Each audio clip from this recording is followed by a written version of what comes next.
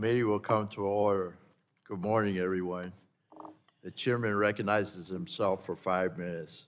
First of all, I want to say happy birthday to one of our greatest presidents, not the greatest president we ever had, Abraham Lincoln. Today's the 12th, right? Yeah, absolutely.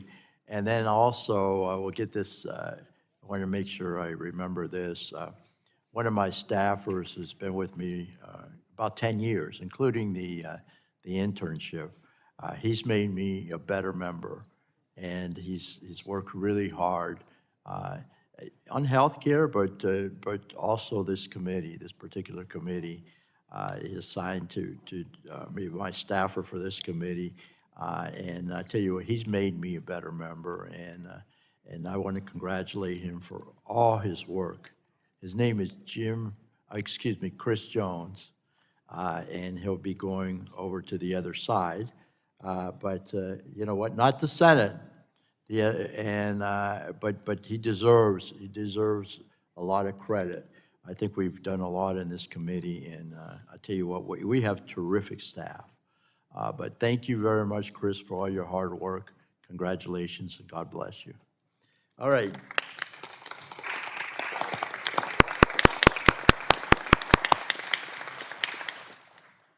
So good morning, everyone, and welcome to the first committee, the Commerce, Manufacturing, and Trade Subcommittee hearing of the 119th Congress. I'd like to express my sincere congratulations to my good friend, the chair, Mr. Guthrie, on his appointment to the powerful Energy and Commerce Committee, the oldest standing legislative committee in the House. I don't care what Ways and Means says.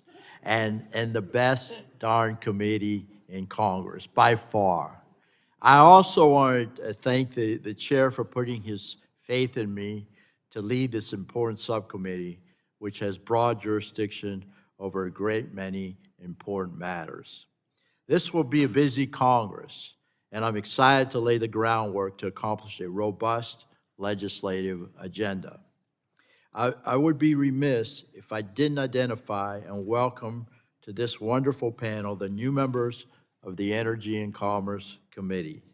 Mr. Benz from Oregon, Ms. Humpton from Indiana, we'll be working on COSA together, Mr. Fry from South Carolina, Ms. Lee from the great state of Florida, who's a great friend of mine, and Go Gators, and Mr. King from New Jersey, Mr. Evans from Colorado, and Mr. Goldman from Texas. Welcome, welcome. I also want to thank my very good friend, Russ Fulcher from the great state of Idaho. Well, he'll be serving as my vice chair. He's going to do an outstanding job. So it's either Gus or Russ. That's what he says. So, and finally, it is good to be sitting next to my good friend, Ms. Schakowsky from Illinois. I'm greatly looking forward to working with you again and all the members on this particular subcommittee. Now on to the business at hand. I'm excited to kick this Congress off with an educational hearing examining the state of American manufacturing and how it can be revolutionized with the use of artificial intelligence. We know generative AI is currently dominating the headlines for its specific use case of AI, such as how DeepSeek is capturing warranted attention with their collection of Americans' personal data and subsequently sharing it with the Chinese Communist Party. But I think we must remember that generative AI, and of course, has some positive aspects, there's no question, but generative AI is only a specific use case of this technology. And AI's applications are much broader than what has claimed the spotlight recently. We have seen how AI applied to vehicles is paving the way for the next generation of vehicles that will drive themselves. I tell you what, it's very, very exciting, particularly with someone with disabilities such as myself. These autonomous vehicles promise to greatly improve auto safety, which is the most important thing, and provide vast mobility benefits to every American, including those with disabilities. We have also seen how the technology holds the power to completely revolutionize American manufacturing and bolster our supply chain. By integrating AI and machine learning into supply chain systems, we can better predict constraints and find potential weak points which can be used to prevent shocks that disrupt entire industries. Our committee has led on supply chain mapping and monitoring legislation before and empowering companies to deploy emerging technologies like AI to better understand our supply chains. It could help us protect against the next pandemic or the next major labor shortage, and that's huge. We need to send that legislation, and I know Representative Bouchon, Dr. Bouchon had it last session, but he's no longer on the committee, unfortunately, but he'll be helping us. Anyway, we got to send it to the president's desk as soon as possible so we can begin work on making America resilient. Industries can also utilize the power of AI in our manufacturing ecosystems to find where redundancies exist and reduce waste in the developmental pipeline. To bring this country back to the forefront of what made it great, we need to reduce unnecessary waste and optimize our building capabilities. We know the American people are the most innovative in the world. Our job here in Congress will be to provide a pathway for these innovators to succeed. This is exciting stuff, folks. America's global leadership in the 21st century will be contingent on our ability to promote emerging technologies and establishing a pathway to unleash them throughout American manufacturing. We have a great panel of witnesses today to share examples of how AI is actively being used in manufacturing and supply chains. I want to thank them for being here today, particularly with this bad weather. Thanks for coming in. I think the chairman did a great job in giving us an extra hour to get here, so we appreciate that very much. I didn't run Greek time today because I had that extra hour. So in any case, I yield back, and I'm going to, before I yield back, though, I want to recognize my good friend, the ranking member, Ms. Schakowsky, for 5 minutes for her opening statement. You're recognized.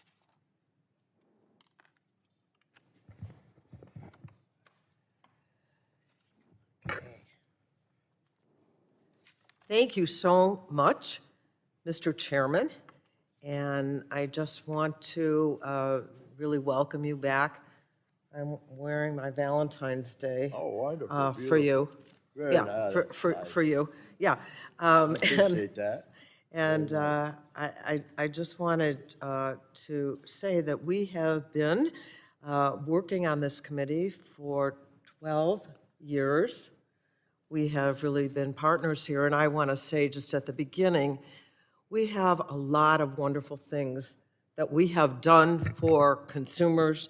We have made life better for many children by protecting them, and you know, we almost made it to the Ticket Act, and so there are still things that are left undone that we want to do, and I know that we want to work on them together. So we are focusing today on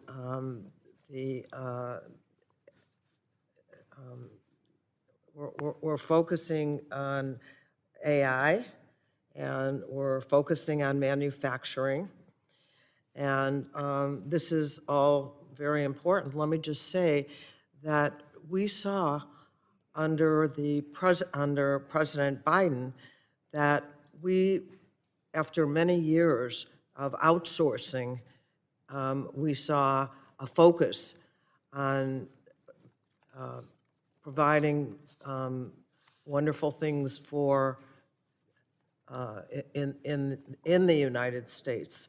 and a lot more building of things and doing of things here. But, you know, we have a long way to go to make sure that all the manufacturing is brought to the United States of America. And I wanted to talk a little bit about AI. You know, we have not done in this subcommittee a lot of work on holding tech accountable. And we made it partway to protect privacy. We have talked a lot about caring for children and protecting their privacy. But actually, when it comes to the dramatic improvements or increases, you would say, for tech companies, we really haven't done enough to count on them. And what's really important, I believe, is that the tech companies right now have had a free rein from the beginning, and we have done so little to really make sure that consumers are considered all the time on what these tech companies are able to do. And I think we still are at the place that people feel that their most private information, their children's information is not reined in. And I think it's time for us to take a look at what big tech is doing and if there are things that we might want to change and take them under control. So AI, I think what we have to make sure is that AI, which will certainly increase the volume of work that we do, that we're able to bring about in manufacturing. But what I am concerned about is that ordinary workers are also going to be considered when we talk about AI, and that they are not going to be, because there's going to be a lot more manufacturing that is done with AI, but what's going to happen to everyday Americans? So I think that has to be part of the consideration. I also just want to say that I am concerned about the Consumer Financial, what is it? What? Protection Bureau. And I know that I'm out of time, but I'm very disappointed that that agency, which protected consumers, did a great job. $20 billion returned to consumers because of what they do. So we need to do more of consumer protection, and I hope we will. And with that, I yield back. Thank you. I thank the gentlelady, and now I'll recognize the chairman of the full committee, my good friend from the state of Kentucky, the great state of Kentucky, Mr. Guthrie. You're recognized for 5 minutes for an opening statement, sir. Thank you, Mr. Chair. And as my friend, the ranking member from Evanston, Illinois, may have on her car, Land of Lincoln, February 12th in 1809, he was born in Hodgenville, Kentucky, in the great Commonwealth of Kentucky. So lived there until he was a young boy. So you can come visit. National Park has a great service there. So thanks. It's important to be here today. And I want to say that my path to the middle class as a family, my family's path is right through the factory floor. My dad worked for a big automotive foundry and worked his way into management from the union floor to into management. And then when I was in high school, they announced they were getting out of the foundry business and closed the foundry. So I saw the disruption that happens when that happens. I saw my dad that he moved up into management, kind of came the leader of saving the plant. So we were kind of our kitchen table where people gathered to try to, how are we going to try to keep the plant open? And I saw grown men that had coached me in Little League crying because they didn't know how they're going to feed their families. So things are disruptive. And what we have to remember is that when people, well, I'll never forget this last one, when people in authority make decisions, it does affect real people, and what my friend, the ranking member, talked about, and we have to factor that in. I like to say what we do in the people's house affects people in their homes, so we have to be mindful. But having said that, we know that we have to be more productive and continue to be more productive, and AI gives us the opportunity to be more productive. We have to outpace our competitors, and particularly in Asia and China, and AI gives us a great opportunity to do so. And we just have to remember that we have to improve the fundamental skills of the people that work in manufacturing, so they can take advantage of AI to become more productive. As AI gets more involved in the manufacturing process, people who know how to program it, people who know how to fix it and repair it and do all the things make far more money than people who just operate. And that's what we need to focus on, and I think it will lift everybody. A more productive society is more beneficial for everyone, so we need to look in focusing on that. And I do believe by utilizing AI, the U.S. can return to its rich history of global leadership in manufacturing. So I appreciate this hearing. This is a subcommittee that has dear to me since I worked after my dad started, after the plant closed, started his own business, and I worked with my brothers and some of the men who coached me in Little League, who moved to Kentucky to work together and build a successful foundry. So this is dear to my heart because I know that it is the pathway for a lot of families to the middle of the middle class. And I will yield the remainder of my time to the Vice Chair, Mr. Folker from Idaho.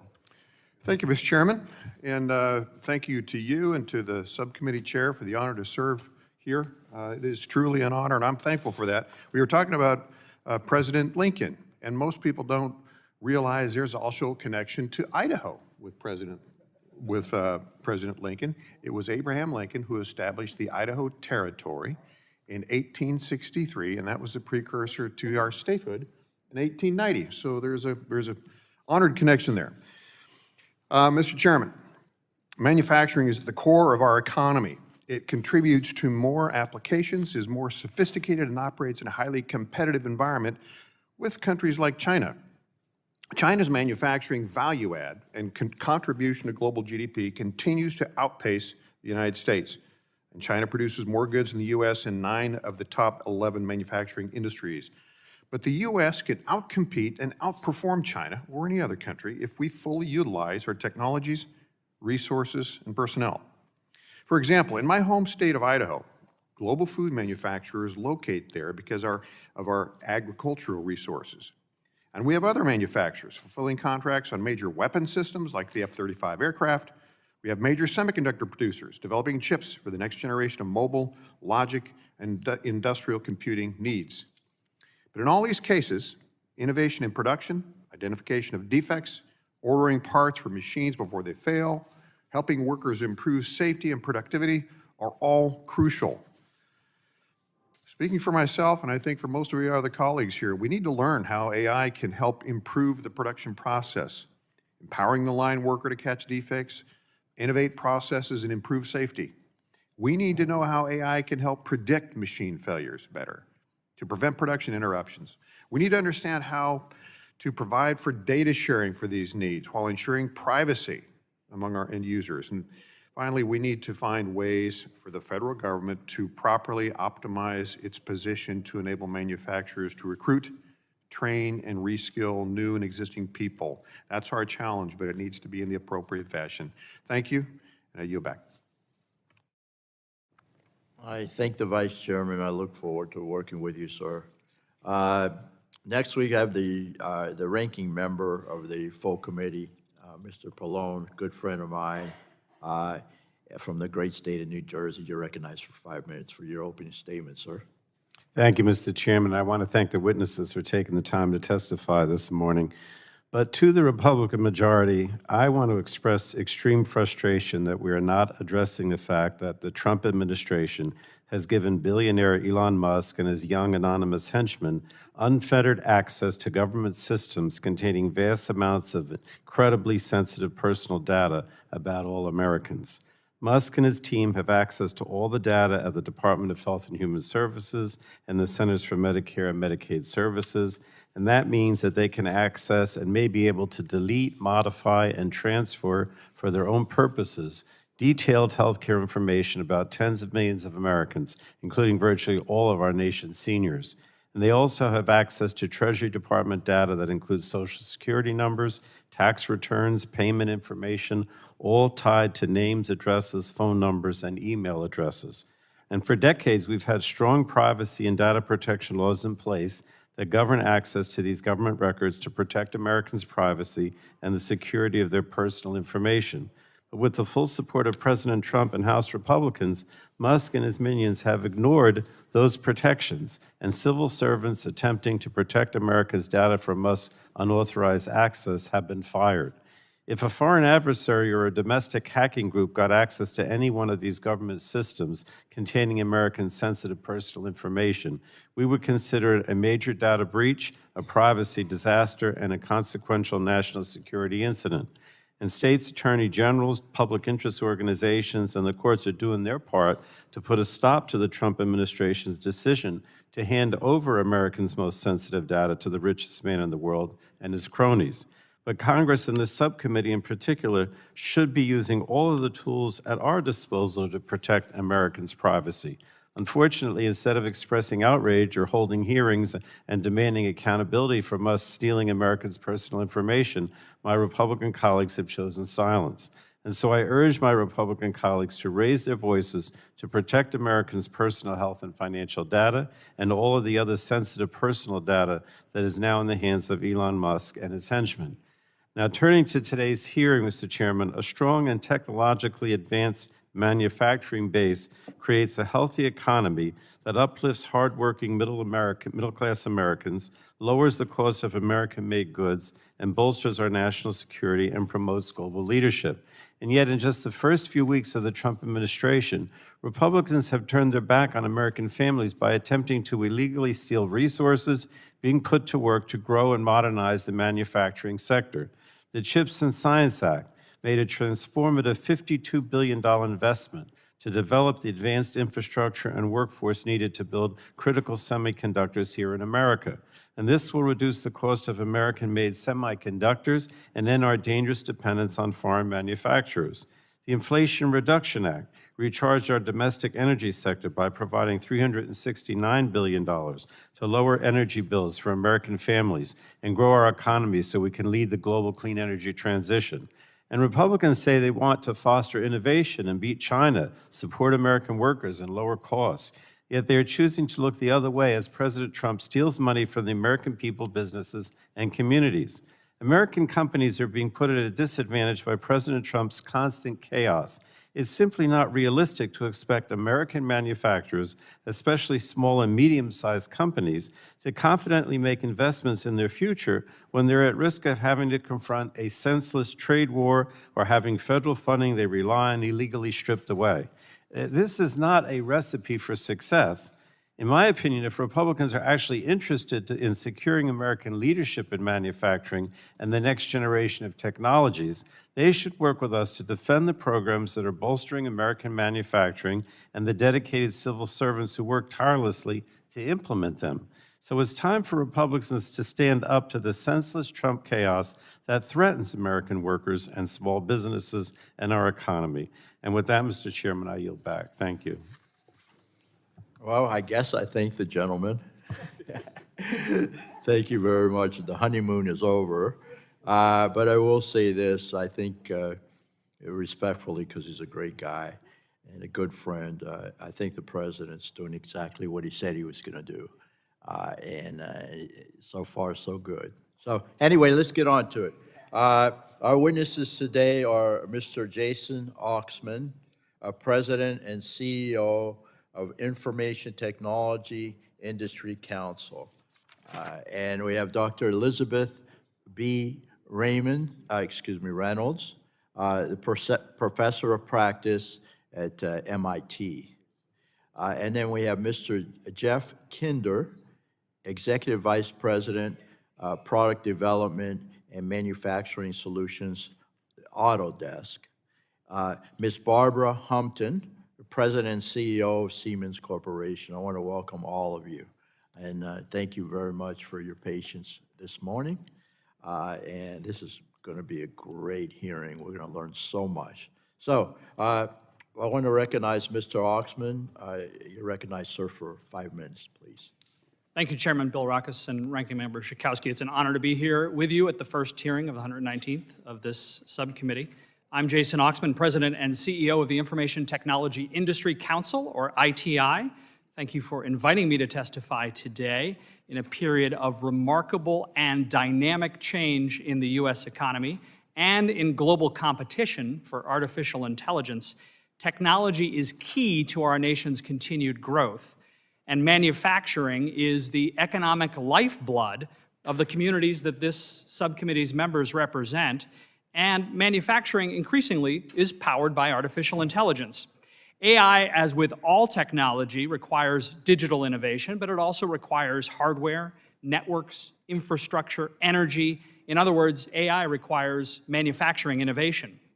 As the trade association of the technology industry, ITI represents the entire AI ecosystem, including Siemens here today and other global innovators that are investing in AI to drive manufacturing and to solve industry's biggest challenges. Indeed, ITI, as a trade association, in its 109-year history, has represented the largest manufacturers in the world. Now today, ITI member companies manufacture and build the digital infrastructure that powers the AI economy, including AI models and software, memory, semiconductors, networking equipment and servers, cooling systems, infrastructure, power, data centers, and much more. Now for the manufacturing sector, AI means increased efficiency, productivity, safety, and innovation. For example, AI in manufacturing today includes predictive maintenance, where AI can analyze in real time using sensor data the manufacturing equipment that may need predictive maintenance and also analyze predictive equipment failure. Supply chain management, where AI can optimize operations by analyzing data from multiple sources, including demand forecasts, inventory levels, and logistical constraints. And digital twinning, an AI-powered digital representation of physical assets or a process that can allow virtual planning in advance of actual manufacturing. Now, these innovations and investments, among others, will greatly benefit the manufacturing sector and the U.S. in maintaining its competitive edge. We appreciate that this committee is focused on harnessing U.S. opportunities for investment in AI to the benefit of the U.S. economy and job creation. And we also appreciate that the new Trump administration is focused on advancing U.S. AI leadership internationally, as the Vice President just returns from the Paris AI Summit. Now, reaching these clear goals will require close collaboration between the private sector and government, and I'd like to offer the committee 5 specific recommendations on areas where we can ensure a bright future for AI manufacturing in the U.S. First, create an enabling environment for innovation to allow manufacturers to realize the full benefits of AI through competitive tax measures, such as the Advanced Manufacturing Investment Credit and restoring the immediate deduction of R&D expenses. Second, accelerate the adoption of AI in manufacturing by developing a skilled AI workforce that can leverage these new capabilities and create new jobs. Third, maintain a data policy environment that enables private sector innovation by increasing access to federal data sets, by unlocking the data necessary to create new AI solutions for manufacturers. Fourth, continue public and private partnerships that spur private sector investment in AI and manufacturing, such as supply chain security, through the Promoting Resilient Supply Chains Act, a bipartisan bill that originated in this subcommittee. And fifth, remove barriers to U.S. manufacturers' ability to compete in global markets by advancing digital trade agreements and by revisiting hastily drafted policies from the prior administration, like the AI diffusion rule. We see increasing global competition for AI development and deployment. For America to win, we must get these policies right. We are keen to work with you to unleash the power of AI to expand domestic manufacturing, to ensure that the United States builds on its competitive lead in AI and enable AI to transform all sectors of the economy and generate economic growth and job opportunities that benefit manufacturers, workers, and consumers. Thank you again for the opportunity to be here today, and I look forward to your questions. Thank you very much. Now we'll recognize Dr. Reynolds. You're recognized for 5 minutes, and we appreciate you being here.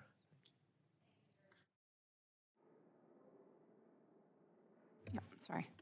Good morning, and thank you, Chairman Bilirakis, Ranking Member Schakowsky, Chairman Guthrie, Ranking Member Pallone, and members of the subcommittee. It is an honor to be here with you this morning and speak about a topic that is of the utmost importance to the country's national and economic security. My name is Elisabeth Reynolds. I'm a professor of the practice at MIT and former special assistant to the president for manufacturing and economic development in the National Economic Council in 2021 and 2022.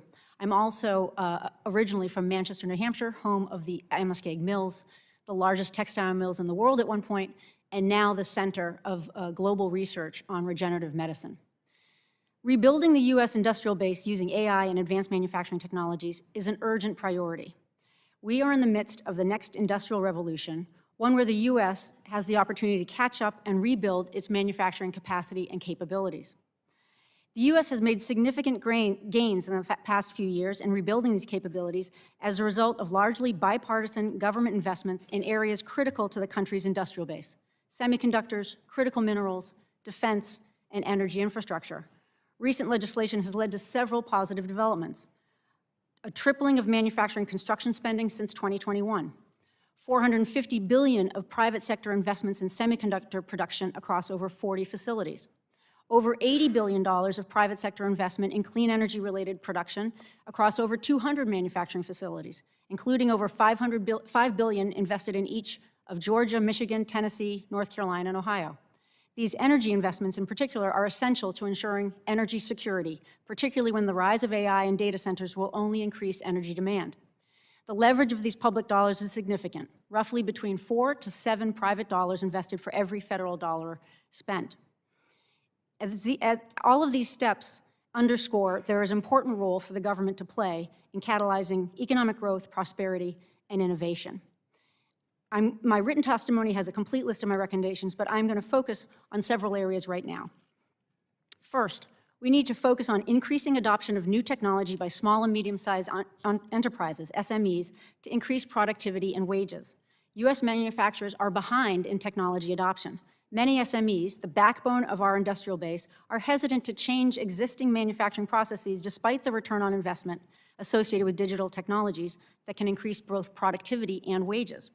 Several steps could be taken to encourage adoption of AI and advanced manufacturing, including providing federal matching funds to state-led programs that offer incentives, like programs in Indiana, Massachusetts, and Michigan, incenting large manufacturers that have contracts with the federal government to support AI adoption and digitalization in their suppliers, and modernizing the Manufacturing Extension Partnership to work with SMEs to focus on promoting lean principles while also supporting digitalization. 2, we need to increase investment in manufacturing workforce training and education. It is estimated the U.S. could face a shortage of nearly 2 million manufacturing workers by 2033. We must both upskill current workers with digital skills as well as attract a new generation into the sector. AI can play a positive role in this process by augmenting the skills of frontline manufacturing workers and democratizing the technology so workers are part of continuous improvement. The process can lead to improving manufacturing wages, which today, on average, are less than the average all-industry hourly wages for non-supervisory workers. Several steps also can be taken here, including creating robust pre-apprenticeship and apprenticeship programs, identifying the most successful training programs in the country, encouraging four-year institutions of higher education to partner with community colleges to advance digital skills, and increasing the number of women working in manufacturing, who currently represent about 30% of the manufacturing workforce. 3, we need to accelerate innovation and scale up. The U.S. is the envy of the world and is renowned as the startup nation. But we must now become the scale-up nation. Because of their often large capital requirements and longer time horizons, manufacturing startups have challenges attracting growth capital from investors who prefer asset-light investments. We must develop financing models that are helping with the missing middle capital gaps. This could include federal procurement, such as advanced market commitments, providing tax incentives for startups that are building their first manufacturing facility, exploring the role of a federal industrial finance corporation that could operate like the Development Finance Corporation, and expanding the role of Manufacturing USA institutes. Fourth, we must invest in the research and development and deployment of advanced manufacturing technologies. Historically, U.S. federal R&D institutions have underinvested in advanced manufacturing processes. Additional RD&D funding is required in emerging advanced manufacturing technologies to help the U.S. stay ahead in such areas as biomanufacturing, quantum, energy, defense, critical minerals, robotics, and additive manufacturing. Through investments in scientific and engineering breakthroughs, the U.S. can leapfrog current standard manufacturing processes and lead the world in advanced manufacturing. In conclusion, I'll thank the committee for the opportunity to speak, and I hope that my remarks have underscored the importance of U.S. advanced manufacturing agenda to the country and the urgency with which we must address these issues. Thank you. Thank you, Doctor. Appreciate it very much. Now, Mr. Kinder, you're recognized for 5 minutes for your opening statement. Thank you, Chairman Bilirakis and Ranking Member Schakowsky, for holding a hearing on this important, timely topic and inviting me to testify today. My name is Jeff Kinder, and I oversee design and manufacturing at Autodesk. Autodesk is an American company with design and make software spanning product design and manufacturing, architecture, engineering and construction, and media and entertainment. I'm also proud to have grown up in Indiana, the state where President Lincoln, by the way, spent his formative teenage years. I grew up in a family of factory workers. I studied engineering in college on an ROTC scholarship and then became an officer in the U.S. Navy. Following my service, I went on to lead digital transformations for several technology companies. This is a dynamic time in the manufacturing industry. We've faced supply chain disruptions, skilled labor shortages, inflation, and a changing geopolitical and economic landscape. Yet, the demand for products isn't slowing down. Autodesk believes the U.S. is poised for growth in manufacturing. Reshoring initiatives and a reimagining of supply chains have led to a surge in new factory starts. But the manufacturing industry has a capacity challenge to meet this growth opportunity. To increase our capacity, to innovate and to compete on a global scale, we need new technologies, such as AI. Manufacturers are ready, and it's in our national interest to help them. And while cutting-edge technologies have historically advantaged larger manufacturers, we are democratizing access by offering manufacturers of all sizes the same advanced capabilities at a fraction of the cost. We believe empowering small and medium-sized manufacturers with technology like AI is key to unleashing a renaissance in American manufacturing. Autodesk began investing in AI research more than 10 years ago. We are the world's leading publisher of peer-reviewed original research on AI models trained for computer-aided design. And we're focused on developing pragmatic AI capabilities that help product designers and manufacturers do their work more productively. We have 3 primary areas of focus with AI. First, augmenting creative exploration. Take, for example, our work with Stewart-Haas Racing Team. Using AI-enabled design, Stewart-Haas were able to reduce the weight in the brake pedal of Cole Custer's number 41 Mustang, resulting in a reduction of a pedal that was 32% lighter and 50% stiffer, reducing weight without sacrificing safety. Our second area of focus is reducing repetitive and tedious tasks. Manufacturers design products in 3D, but they still need to translate those to 2D for documentation.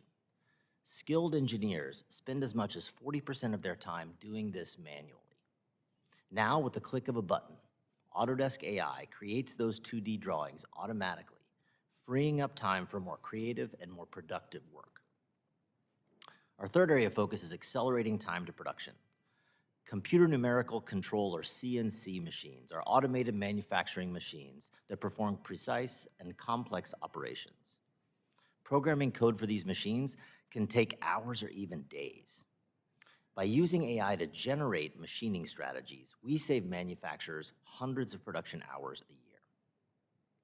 Autodesk is also dedicated to equipping educators, students, and workers with the tools and curricula they need to learn the manufacturing skills of the future. We provide free access to most of Autodesk's portfolio of professional software.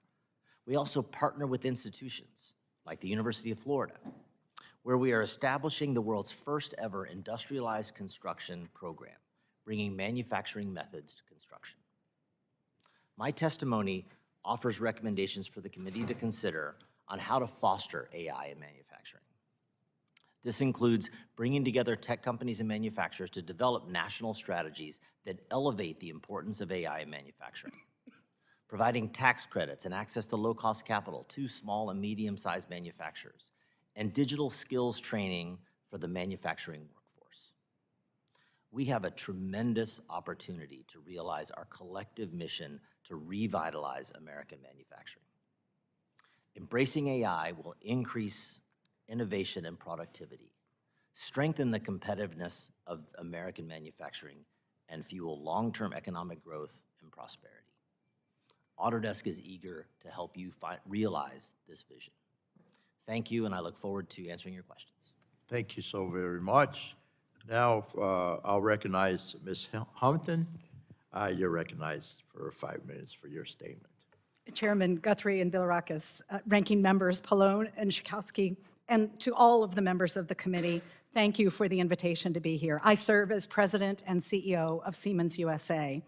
Siemens is a leading technology company pioneering a new industrial tech sector. We were founded during Abraham Lincoln's lifetime, I will note, and have been building our American business for more than 160 years. Today, the US is our largest market. We have more than 45,000 people and 12,000 suppliers nationwide. In recent years, we've invested more than $650 million expanding our own US manufacturing plants. Since 2007, Siemens has invested $10 billion in US software companies to strengthen our digital capabilities, and we recently acquired Michigan-based Altair Engineering, adding another $10 billion of investment in US software. We did this to make American industry more state-of-the-art and competitive. We did this to help regrow domestic manufacturing. Which brings us to today. Siemens is a world leader in industrial AI.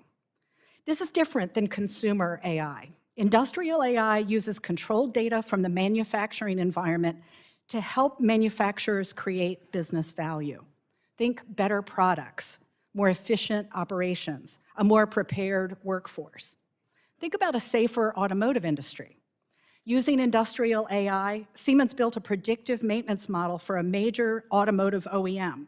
Instead of manually analyzing data from 10,000 machines, the company uses AI to help workers detect machine failures up to 6 months in advance. Or what about a more innovative aerospace industry? Consider startup JetZero. With our AI-enabled software, JetZero is using real-time data and virtual simulations to design the next generation of ultra-efficient commercial aircraft. And when their first factory opens, Siemens Industrial AI will optimize their operations, electrifying and automating the manufacturing process. This is just the beginning. Industrial AI is transforming construction for commercial and residential buildings. It's addressing national energy challenges by managing electricity use in data centers. It's improving energy efficiency in semiconductor factories to help expand American chip production. Now, of course, technological leaps like this raise questions for workers. Will technology replace people? No. Industrial AI expands what's humanly possible. It will create more opportunities for workers at all stages of their career. This is even more true with the introduction of generative AI. Gen AI is making technologies more intuitive, letting workers speak to machines using natural language instead of code. Siemens has led the industry in this area, deploying the first Gen AI-powered assistant. We call it an industrial co-pilot. What it does is improve worker productivity by managing repetitive tasks. It helps people start manufacturing careers without specialized skills. We're going to need this to help fill more of America's 500,000 open positions in manufacturing.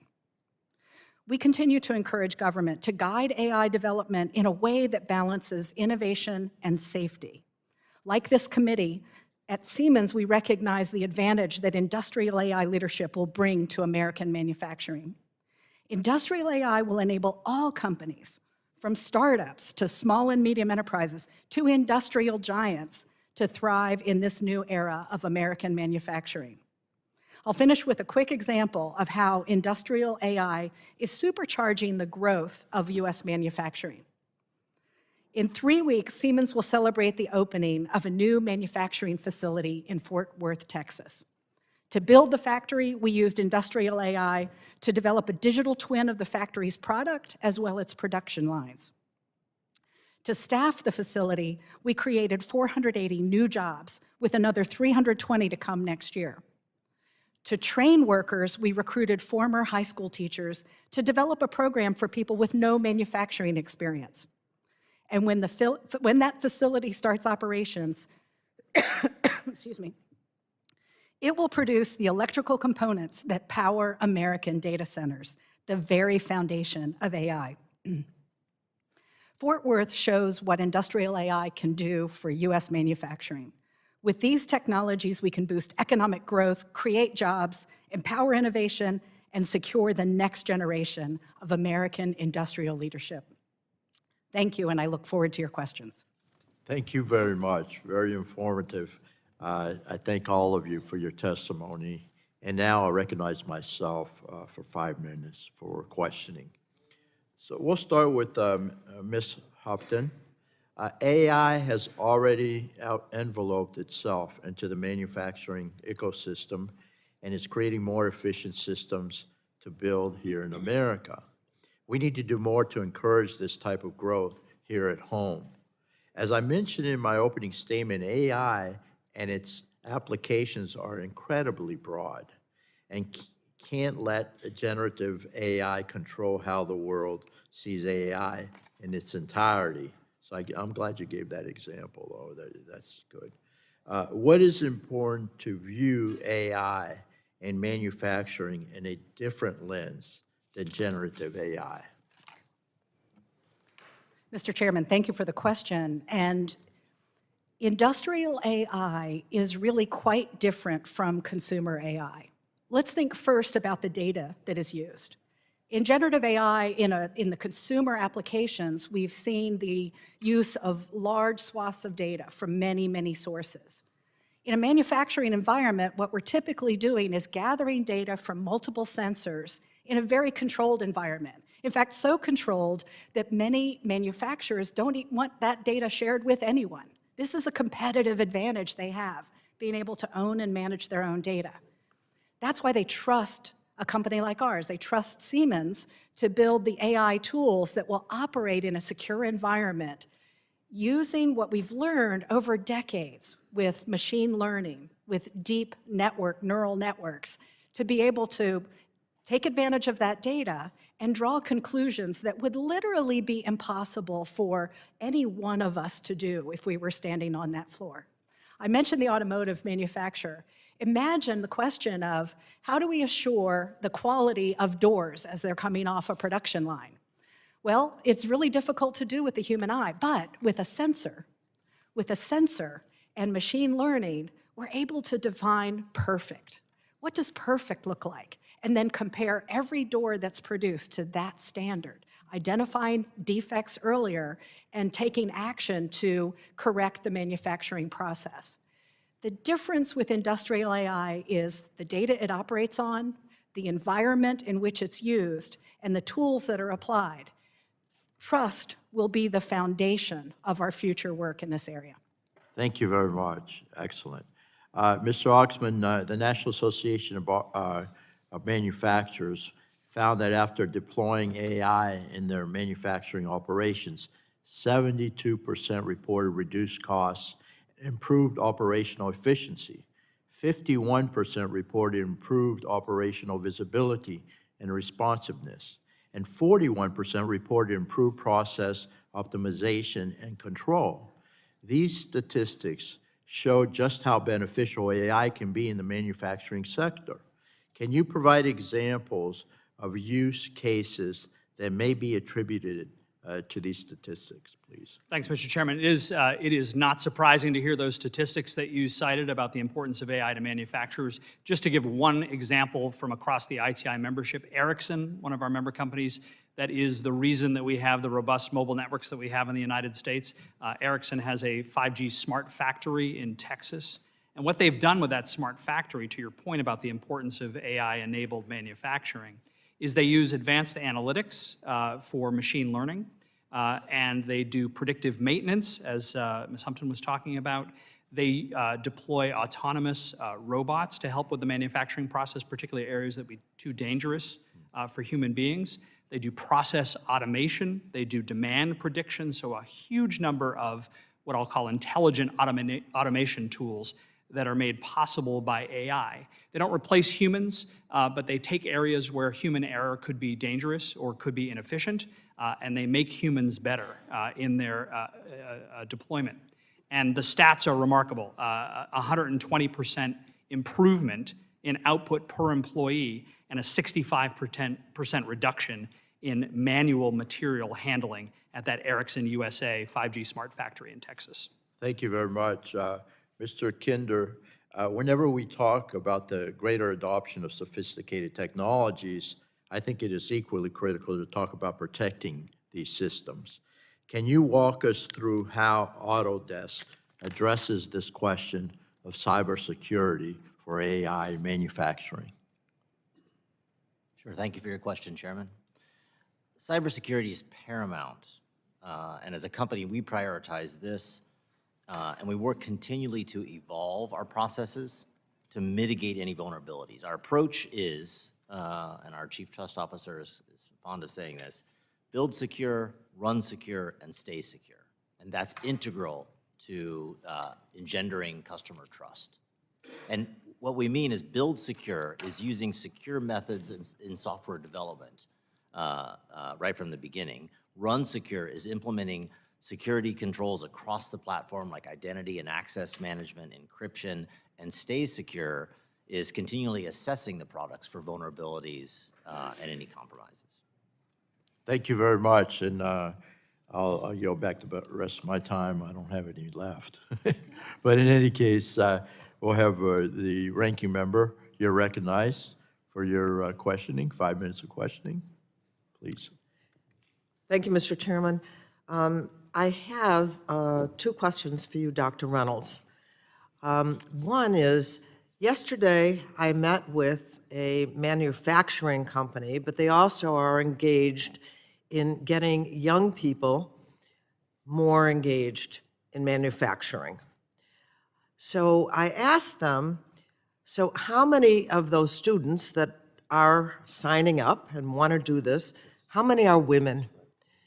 And they said, well, I know there's at least 13% or something. It was a low number. And you had mentioned trying to engage more women in manufacturing. I'm just wondering if just the name manufacturing sounds like a guy. And how can we get more, certainly there's a lot of room for women. What are you doing to make that happen? Thank you very much for that question. And it's very important, particularly given the shortage of workers we've just been talking about. Half a million currently and close to 2 million within 10 years. We need to bring everybody into the manufacturing workforce, including women, who represent about 30% of the workforce today, underrepresented given that they're 46% of the total workforce in the country. So I think there are a number of things that we could be doing. First point is to say that the kind of manufacturing we're talking about now with AI and automation and all of the type of developments we're talking about really should change the view of manufacturing in this country. Historically, we think of it as dirty, dull, physically laborious. That's completely gone now in the 21st century. And I think that will be helpful in terms of attracting the next generation into manufacturing, particularly also new technology. This next generation is much more interested in working with advanced technologies than working with older industrial systems. Right now, we know that women who are working in manufacturing earn, on average, 16% more than the median income for women nationally. So this is attractive from a wage point of view. It may be less attractive from a flexibility point of view. And that's one area that I think we could hopefully see manufacturers work toward attracting more women into the field, is whether, given childcare responsibilities, et cetera, can we see more flexibility in the work week? But we really need to get the next generation in, particularly starting in high school. I hope so. I wanted to also mention, I'm concerned about manufacturing jobs and wondering how AI is going to fit into this. Is there some reason to worry for everyday workers that their jobs will begin to disappear because of AI? It's a different way to get the technology out. So I think it's always important to look at the impact of technology on work and on workers, because we know that technology has had an effect on increasing inequality in this country and hollowing out a lot of our middle-class jobs because it replaces workers. The important way to address that is when we use technology to enhance and augment workers. How do we make the technology a tool for workers so that they themselves can benefit from its use? That has often been tracked by the level of education that jobs have and the level of routine operations that we have in jobs. The important opportunity with AI is that while it may reduce waste and get rid of some of the automated work that is quite tedious, it does have a chance to really augment the skills of our workers, and particularly lower skilled, lower educated workers who can use AI, as described earlier, as a co-pilot, where it is actually helping guide workers who don't necessarily have the skills. And this is the opportunity for digitalizing our workforce. And I think we have to look and work very hard to make sure that AI is the tool and provides the opportunity right now for bringing workers who have actually perhaps less education and less skills into career paths and into promising, well-paying jobs. Thank you for that, because I think it's really important that we consider that not only really highly educated people, but the many people who are right now involved in AI, in technology, that there's going to be a place for them, and not just for the most educated and and turns out the wealthiest either. So thank you, and I yield back.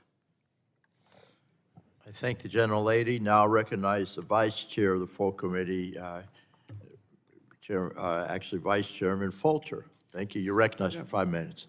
Thank you, Mr. Chairman. Ms. Humpton, most of my private sector life was in the semiconductor industry with Micron Technology. And at the time, I'm dating myself here, but Siemens AG was a competitor in the memory component, DRAM business. And so I know that's not your focus. I'm not even sure that they're in that anymore because it was years ago. But you were talking about your involvement with generative AI. And I've been out of this for a while, and you mentioned about the potential to the use of these co-pilots and speaking to machines and whatnot. Where is this going to go? I mean, are we talking about when you're speaking to machines, is this like mirroring human interaction? Just talk a little bit more about this. Where is this going? Thank you so much, Vice Chairman. And I want to first comment, we did sell the semiconductor business. It became Infineon. Yeah. But today we have a fantastic EDA component. So we're using exactly these technologies to help semiconductor manufacturers work their design and plan out their factories. So it's an exciting time for the semiconductor industry. But the question you ask really ties to the conversation we've just had about workforce.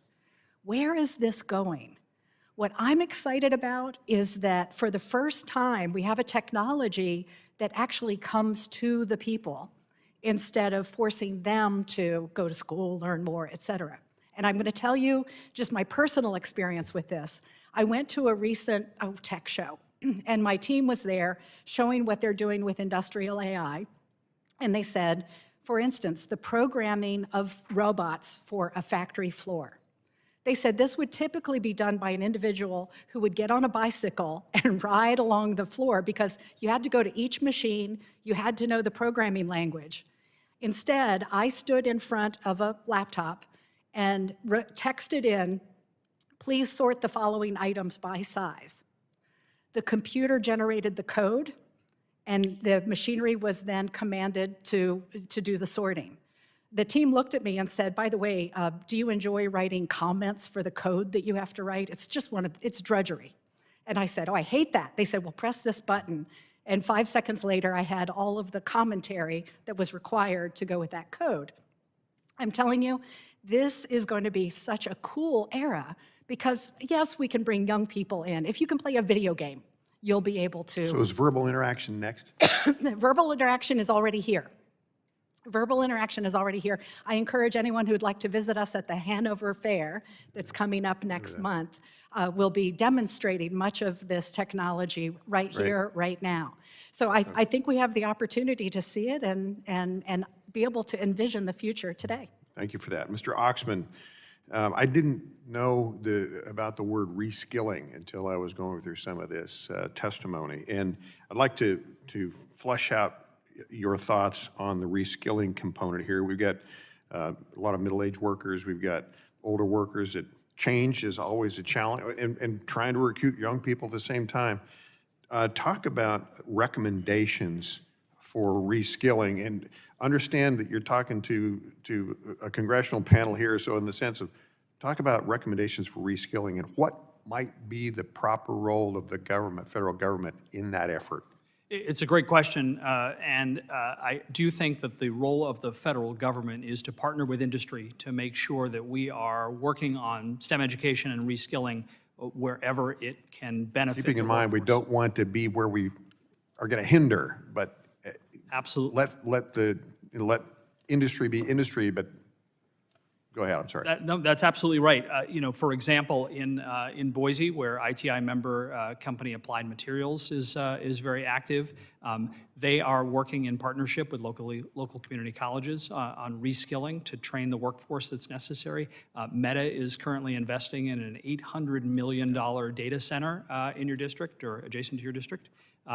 And needs the workers for that data center. So the kind of public-private partnership I'm talking about is the government making sure that local educational institutions have the resources they need and the training programs they need, and making sure that workers have the opportunities that they need to get the skills necessary to get the jobs of tomorrow. As Ms. Humpton mentioned, 500,000 open jobs in the technology industry. We need to find those workers with the skills that they have and fill those positions. Great, thank you for that. Mr. Chairman, I do have a question for Mr. Kinder on interoperability standards, but I know I'm out of time. So Mr. Kinder, briefly, please. It sounds like when you're talking interoperability standards, it sounds like you're talking about the sharing of data, having the ability to adapt new technologies to improve productivity in the overall manufacturing process. Do I read you correctly on that? Is that your intent with interoperability standards? Thank you for the question, Vice Chairman. Yes, it is. The interoperability of data, as you heard in all of our testimony, data is critical for training AI models. With interoperability across different software applications, we'll have more data and it'll be smarter on how the whole system operates. Great. Thank you very much. Thank you, Mr. Chairman. I yield back. Gentleman yields back now. Recognize the gentlelady from the great state of Florida, from the great city of Tampa. Thank you. Representative Castor has been, we've worked on several issues together on this subcommittee. I enjoyed working with you. Thank you. Yeah, thank you, Chairman Bilirakis. It has been a pleasure working with you. Congratulations on leading the subcommittee again. Thank you for recognizing Chris, your aide. I'm sorry to see him go. He was instrumental in helping us get out of the committee the Kids Online Safety Act and Kids Online Privacy Protection Act. Unfortunately, they didn't get across the finish line. We're going to do it this year. So that's good to hear your gonna get it done commitment this on year. that. Top priority. There were a number of things out of the subcommittee that did not that were stripped out at the last minute at the end of the Congress, and I hope we can get back to working on those expeditiously. But I know we're gathered here today to talk about AI and advanced manufacturing. And it just seems like it's vital that we continue to build on the success of the past few years. And Dr. Reynolds highlights a lot of the progress in her testimony. She says, the U.S. has made significant strides in the past few years to rebuild these capabilities with largely bipartisan support in semiconductors, critical minerals, defense, and energy infrastructure, and that the bipartisan infrastructure law, the CHIPS and Science Act, the Inflation Reduction Act, has led to manufacturing, construction spending having been tripled since 2021, $450 billion of private sector investment in semiconductor production over 40 facilities, approximately $80 billion of private sector investment in clean energy across 200 manufacturing facilities, particularly batteries, a crucial area for U.S. leadership in the future, and investments going to all sorts of states.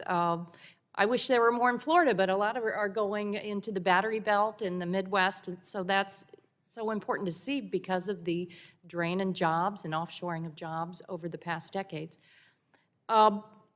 But this hearing does seem like a big disconnect today because right at the outset of the new Trump administration, they threw a wrench into so much of the progress that we've been making. They illegally shut down loans and grants that, I focus a lot on the Department of Energy. The executive orders and the halt on grants and loans have thrown a lot of the manufacturing sector into chaos. Just yesterday, I had a critical mineral developer in my office. They cannot get answers from the Department of Energy because of the halt in payments. We've had a federal court say, you must continue to disperse these monies. So we're seeing layoffs, business capital pulling back already. So Dr. Reynolds, are you hearing these same stories here just over the past few weeks? Thank you for that question and for raising what is a very concerning situation right now in the country. As you said, we've had significant investment, looking at over $1 trillion over the next decade across physical infrastructure, across our digital infrastructure, if you will, and with our energy infrastructure. But these latest steps by the current administration are very concerning. I think first and foremost because what we have are contractual obligations with the backing of the federal government in many of these cases for funds that are expected to flow in many important projects. Right now, there are approximately over 400 clean energy projects that have been announced. They have not yet broken ground, but those plans are in motion, and those companies have been banking on a lot of that funding that is supposed to be coming. A lot of this is really about what we see today, but I think we have to also think about what is potentially lost if these investments do not flow as they have been intended and also passed by Congress. Right now, what some estimates are, certainly recently by Johns Hopkins, is that if the IRA pulls back on a lot of these investments, what we're going to see is foreign countries, including China, stepping in, and that U.S. companies and the U.S. as a whole are at risk of losing approximately $50 billion in annual lost exports, et cetera. So the stakes are enormous. We've already got tremendous momentum, and as you said, many states across the country who are benefiting from these investments, communities in benefiting as well as the workers. So I hope that we're going to see some common ground and an understanding that really we need to maintain some order and continue those investments as we passed them in the past. Thank you. I agree. I think China is cheering this on. Any wrench that is thrown into building up our advanced manufacturing and AI and progress is to the detriment of our people. Thank you. I yield back. Gentlelady yields back. Now I'll recognize my favorite pharmacist on the committee. and nobody's going to kill me for this. Just Anyway, I'm telling the truth. thanks, I Gus. recognize you for 5 minutes. Hey, thank you, Mr. Chairman, and thank you to the witnesses for being here. I don't have an Abraham Lincoln story, but Davy Crockett's from my district, FYI. Stop it. Stop it. Well, let's just get back to the crux of this. Ms. Humpton, your company has a digital industries design and testing facility in my district that employs 202 Tennesseans. And my question to you is, when you train your employees to use AI, do you offer that training for advanced engineering staff or to all the employees? Thank you so much. And I'm going to tell you, you actually have 219 in Johnson City. Johnson City, well, dang, let me correct the record. This business is growing and thriving.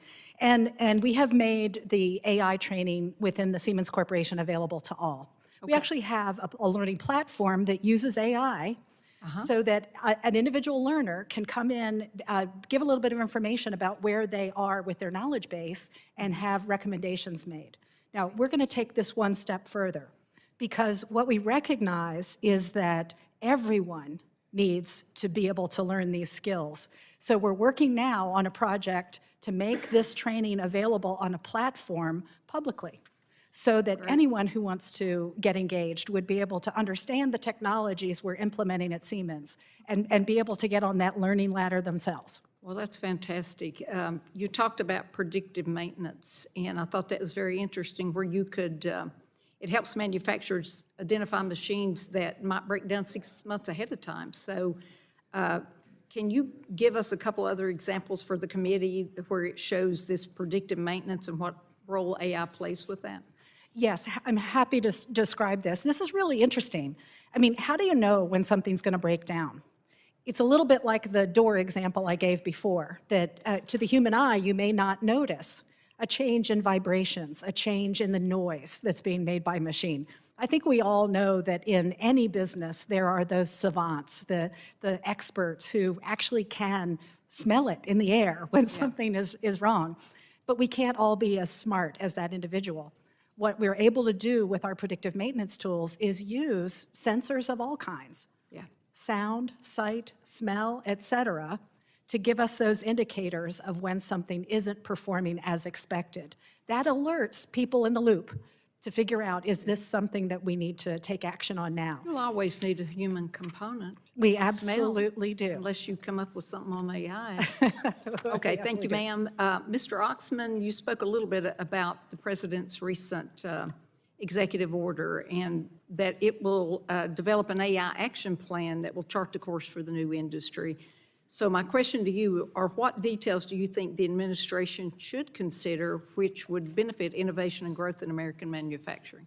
We absolutely thank you, Congresswoman, for that question. We absolutely do appreciate President Trump's executive order on AI, and particularly because he's focused on input from industry to make sure that the regulatory roadmap is appropriate for continued AI leadership in the United States. So we're looking forward to providing that input. The Vice President, as I mentioned, was in Paris yesterday at the AI Summit, and he noted that the regulatory environment is really going to control who wins. And so in this executive order, our hope is the President advances a public-private partnership that focuses on industry, voluntary standards, and not taking an overly regulatory approach as some other jurisdictions like Europe have done that has hindered their leadership on AI. So I think we have a real opportunity here, and we're grateful to the President. Well, continue to give him input. Mr. Kinder, you know, I'm a compounding pharmacist. Gus didn't tell you that, but that's what I am. And I understand how critical it is to strengthen the resilience of our domestic healthcare supply chains and stop the dependence on foreign adversaries. Can you share with me how AI technology is used in healthcare manufacturing, sir? Sure, thank you for your question, Congresswoman.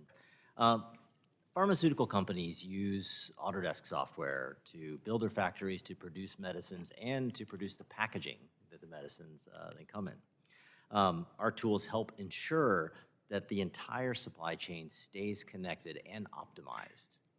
I can give you an example.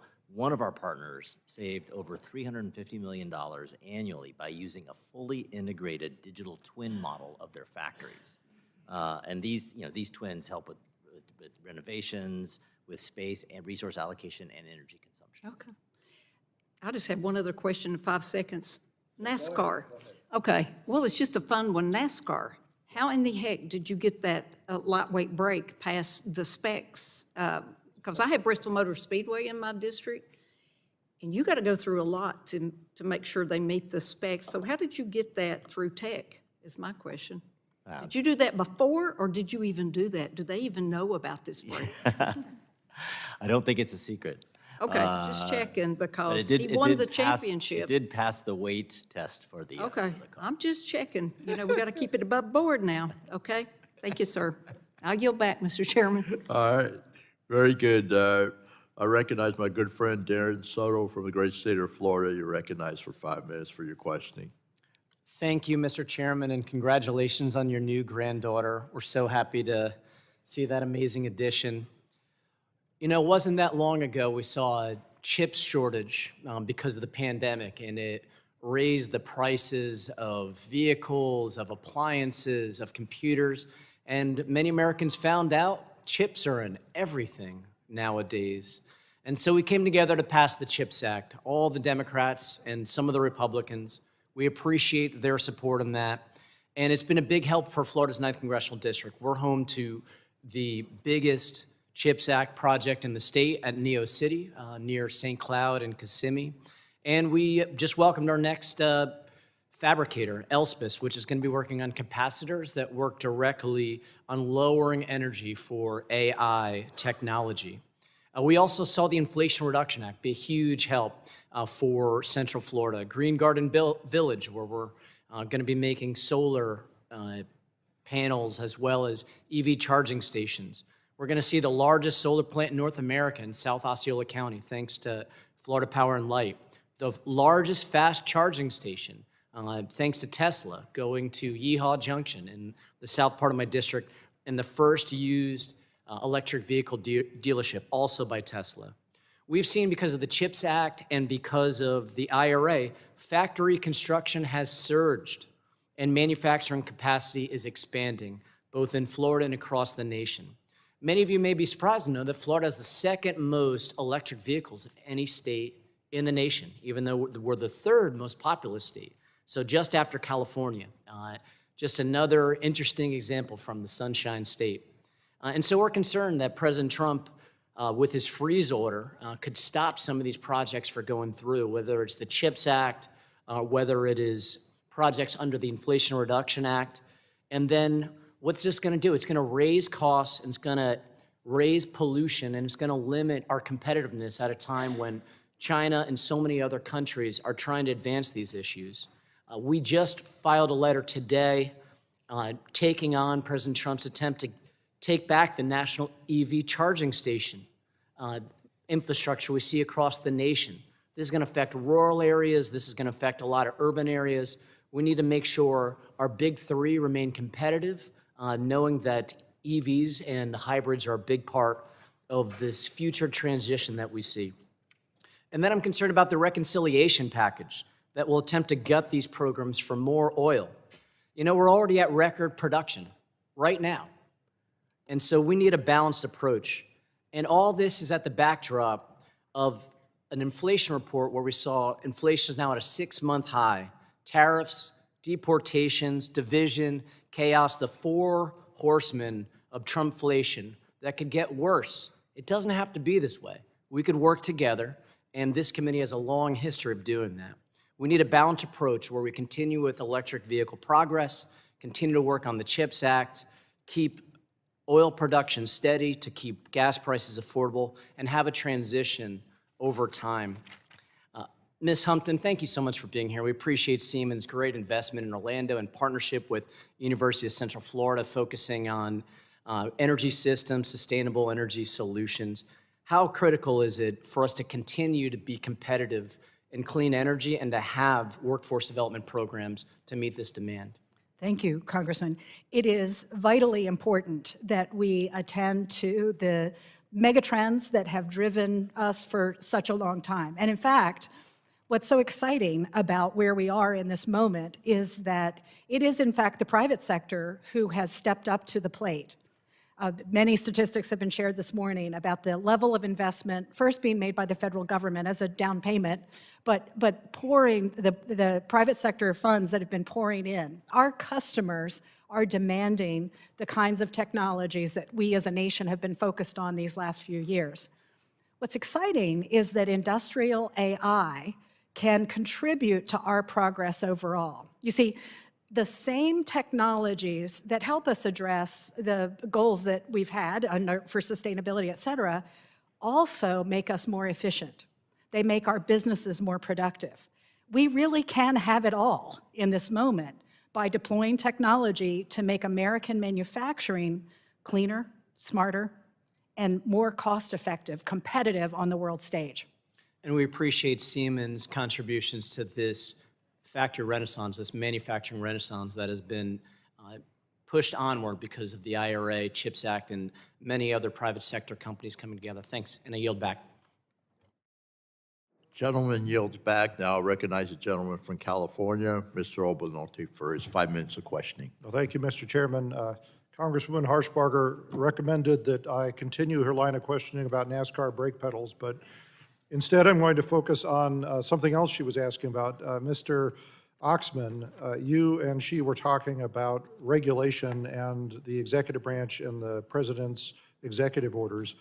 Could I follow on to that discussion with a question about what we in Congress should be doing to establish a regulatory environment that, as you say, encourages innovation and the use of AI in the manufacturing space? Well, thank you, Congressman Obernolte. As the AI scientist on the panel, you have been very focused in the last couple of years on legislative solutions that we have been proud to support, ranging from the Center for AI Advancement and Reliability to the Create AI Act, and of course, we're starting over in the 119th, but the work that you have been focused on encouraging public and private partnerships, I think, is the shortest answer to your question. That's where we really need to be focused. We need to be focused on how the government can partner with research institutions, not only on the reskilling issues that we've been talking about, but organizations like the NAIR, the National AI Research Resource, that you've been very vocal and supportive, and we have as well. That's the kind of public-private partnership I think we need to be focused on. Not focusing on the regulations so much as how can government and the private sector partner together to make these investments a reality. That's where I think the focus really should be. Right. Well, obviously, completely agree with you about NAIR and Create AI and the AI Advancement and Reliability Institute. You know, I think that those would be really vital public-private partnerships in that sense.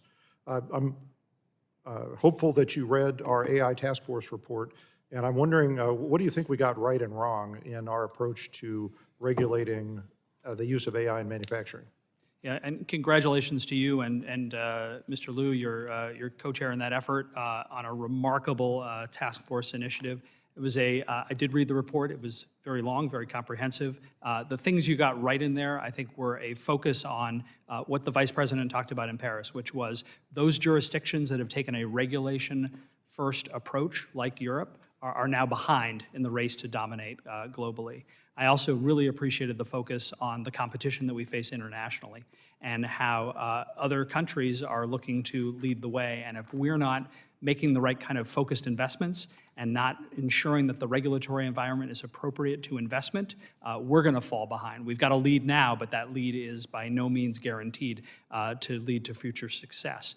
I also appreciated your focus on training, workforce development in the report, and ways in which investment in those kind of initiatives can also lead to further U.S. leadership in AI. And finally, I think the focus of the report on encouraging Congress to hold hearings to better inform itself, like this hearing today, about what's necessary for congressional solutions, if any, to the challenges that we face in AI, particularly in manufacturing. I think that's important as well. Is there anything that you think we should have focused more on? I think if I had to pick one area that more focus could have been on, it would be on how we can solve energy issues. I think you certainly touched on it in the report, but I think we've seen just in recent months since the report came out that energy issues have become more prominent, particularly for data center construction. And I think we have an opportunity to look at this not only from the energy pathway side, but also the regulatory side about permitting and the way in which energy is authorized for use for data centers for AI. I think that's going to be an issue for U.S. leadership going forward. I think that's going to be an important issue for Congress to focus on as well. Yeah, I agree with you. Ms. Humpton, I was very interested in the distinctions that you highlighted between industrial AI and consumer AI. And I really hadn't done a lot of thinking about this, but it certainly seems to me that the regulatory approach to those two technologies should be probably pretty different, given the differences in how tightly curated the training data is for industrial AI and the more limited operating environment. It's much more controlled. So what can you think, what would you say would be the differences in our regulatory approach to those two technologies? How is industrial AI different? Thank you, Congressman. As I mentioned earlier, we really do need to look at those key distinctions. It's going to be very tempting for the public to take one big paintbrush and sweep all of this into the category of AI. If we can be very clear on those definitions, we can actually think through the key questions of trust and risk. What do we need to secure in order to maintain and build trust? Where do we see the risk areas? We all know that in consumer AI, we are running dramatic risks across our entire society. But with industrial AI, we have a very unique, controlled environment. I would be delighted for my team to further engage with you and your staff as you work forward. I welcome that. Well, thanks to our witnesses. It's been a fascinating hearing. I yield back. Gentleman yields back. Now I'll recognize Representative Clark from the state of New York for your 5 minutes of questioning. Thank you very much, Mr. Chairman, and I thank our ranking member. And good afternoon, everyone, and thank you to our witnesses for being here to testify. I know it may not have been easy to navigate through D.C. in this weather and political uncertainty. I believe, as many of my colleagues on this committee do, that it is in our best interest to support the adoption of emerging technologies like AI in the manufacturing sector, and that we should make the critical hardware that power AI tools like chips at home right here in the United States. That is why, unlike many of my colleagues on the other side of the aisle, I was proud to support President Biden and Democrats in passing the CHIPS and Science Act, a $53 billion investment in bringing semiconductor supply chains back to the United States. All over the country, we have seen the benefits and successes of the CHIPS Act, not only supporting manufacturing and innovation at home, but also with the creation of over 115,000 jobs as of last summer. My home state of New York has been a leader in semiconductor manufacturing industry, and the benefits are showing. Thanks to CHIPS and Science Act, 34,000 New Yorkers are employed by semiconductor and supply chain companies. The importance of supporting the domestic manufacturing of AI tools is undeniable and essential to our workforce and economy. And that's why I remain committed to supporting the implementation and disbursement of CHIPS funding that uplifts the industry, national security, and our workforce. While I'm disappointed and I'm not surprised to see the chaos of the current administration giving way to an unstable business environment that undermines the progress that we have seen in the American semiconductor manufacturing, illegal freezes, tariff threats undermine the work Democrats have done to modernize critical domestic manufacturing sectors. Dr. Reynolds, can you speak to the steps Congress can take to support stability in the industry and further the progress we've already made? Thank you, Congresswoman, for that question and for also underscoring the importance of the CHIPS Act and its impact already on the U.S. economy and U.S. competitiveness. I will mention as well that we now see that TSMC in Arizona is manufacturing 4 nanometer chips, frontier chips, out of Arizona for the first time in American history. And this is a very exciting time for building the semiconductor industry in the country and ensuring that we have global competitiveness going forward and are not at the mercy of foreign adversaries and other countries. In terms of how we take this work forward, I think first and foremost, as we've discussed, is we want to see the obligations that have been made already followed through and supported over time. So while perhaps these obligations have not been expended yet, we know that we have important taxpayer interests involved in the payment of these CHIPS Act grants, the importance of the tax incentives. We want to make sure that all of these important parts of the legislation passed in the last few years continue forward under the intention of Congress. I think also that we're seeing, as you said, an enormous amount of momentum already at the state level, whether that's in the CHIPS Act around the number of places around the country, whether that's in the clean energy space, whether that's in other areas of manufacturing. It's very important for the federal government to be a partner in ensuring that those investments continue and that those partnerships help us in building out those investments and those clusters of excellence. I think the importance of the U.S. strategy under this legislation was not just about a few projects here and there, but creating critical mass. And with that critical mass, we develop globally competitive industries. And our goal, of course, is to not only develop the expertise and provide the quality jobs, but to export and to become a world leader in many of these areas. And we are on that path. And through the creation of these new factories and facilities, using new technology that we've just discussed, we are now in a position to really be leaders in areas that we have not been and where we've been lagging in the past. So semiconductors, EVs, batteries, all of these areas where now the U.S. is really in a competitive position. We may have lost in many ways on the first generation of technology, invented the technology here, it went elsewhere, but now we're in a different position. Now we're in a place where the U.S. can actually compete and lead. And so that requires that we maintain these investments, that we support them on the ground, and that we build through a new generation for U.S. manufacturing. Very well. Thank you so much for your response, and I thank all of our witnesses for bringing their expertise to the table. With that, I yield back. Gentlewoman yields back. Now recognize Mr. James from the great state of Michigan. You're recognized for 5 minutes of questioning, sir. Thank you, Mr. Chairman. I would be remiss if I didn't recognize you for your leadership and also bestowing on me the very high honor of leading supply chain and manufacturing policy for the subcommittee in the 119th Congress. So I look forward to working to make this committee proud and make America strong and great again. I'd also like to give Chairman Cruz a shout. I was pleased to hear the Senate Commerce Committee approve the Promoting Resilient Supply Chains Act, and I look forward to leading this bill in the House. I recognize the grand opportunity that we have in front of us to pass real, substantive policy to benefit the American people as it pertains to AI and manufacturing. If we don't lead in AI, the Chinese Communist Party will have all the brain power because they've stolen our IP, and they will have all the manpower because they're using slave labor to end Western civilization without firing a shot. It's simply not enough to close our eyes and hope for the best. We're in global competition with communist regimes that are hell-bent on building their economy on the backs of ours.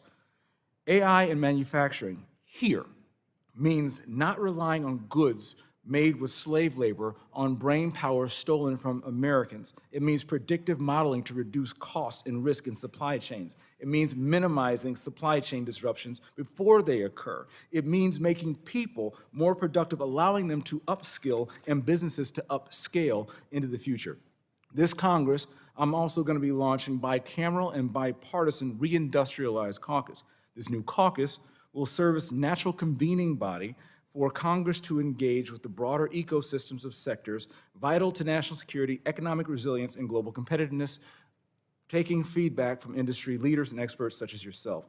We will increase manufacturing in a smart way. We will industrialize, and we recognize that folks are not afraid of the future, but we demand to be a part of it. So in that vein, I'm very concerned about our supply bases and the ability to keep up. 47% of manufacturers view data fragmentation as a major obstacle to effectively implementing AI, while small and mid-sized manufacturers, which make up 98.6% of U.S. manufacturing firms, often lack the capital to invest in AI.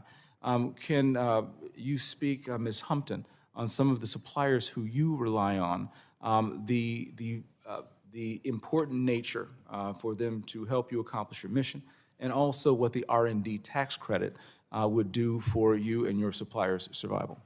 Thank you, Congressman James, for the question. And I want to share with everyone that Siemens USA has been localizing its supply chain for quite some time. You may know us as the manufacturers of America's high-speed rail when Brightline West proceeds.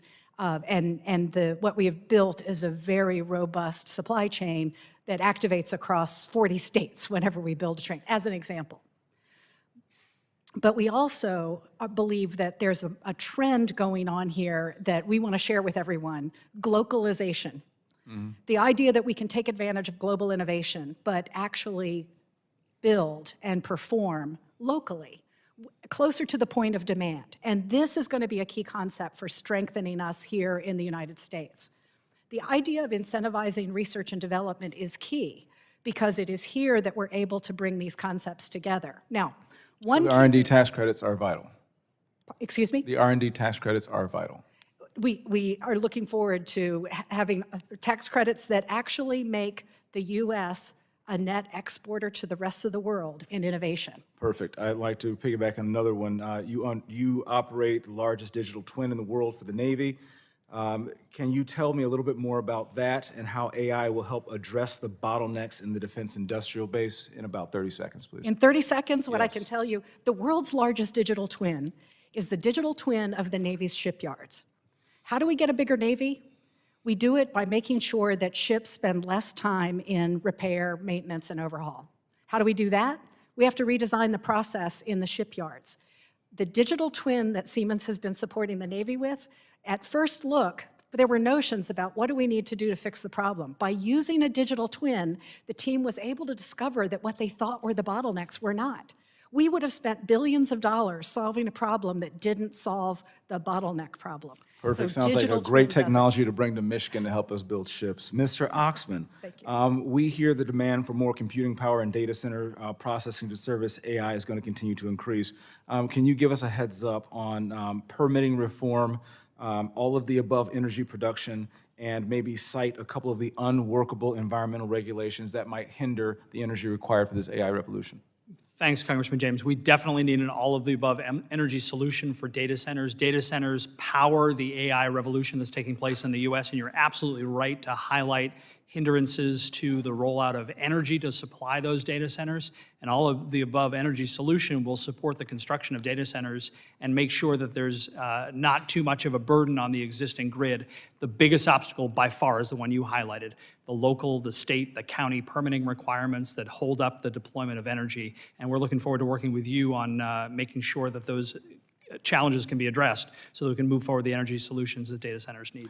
Thank you, Mr. Chairman. And I don't have a Lincoln story as well, but my youngest son turned 6 today.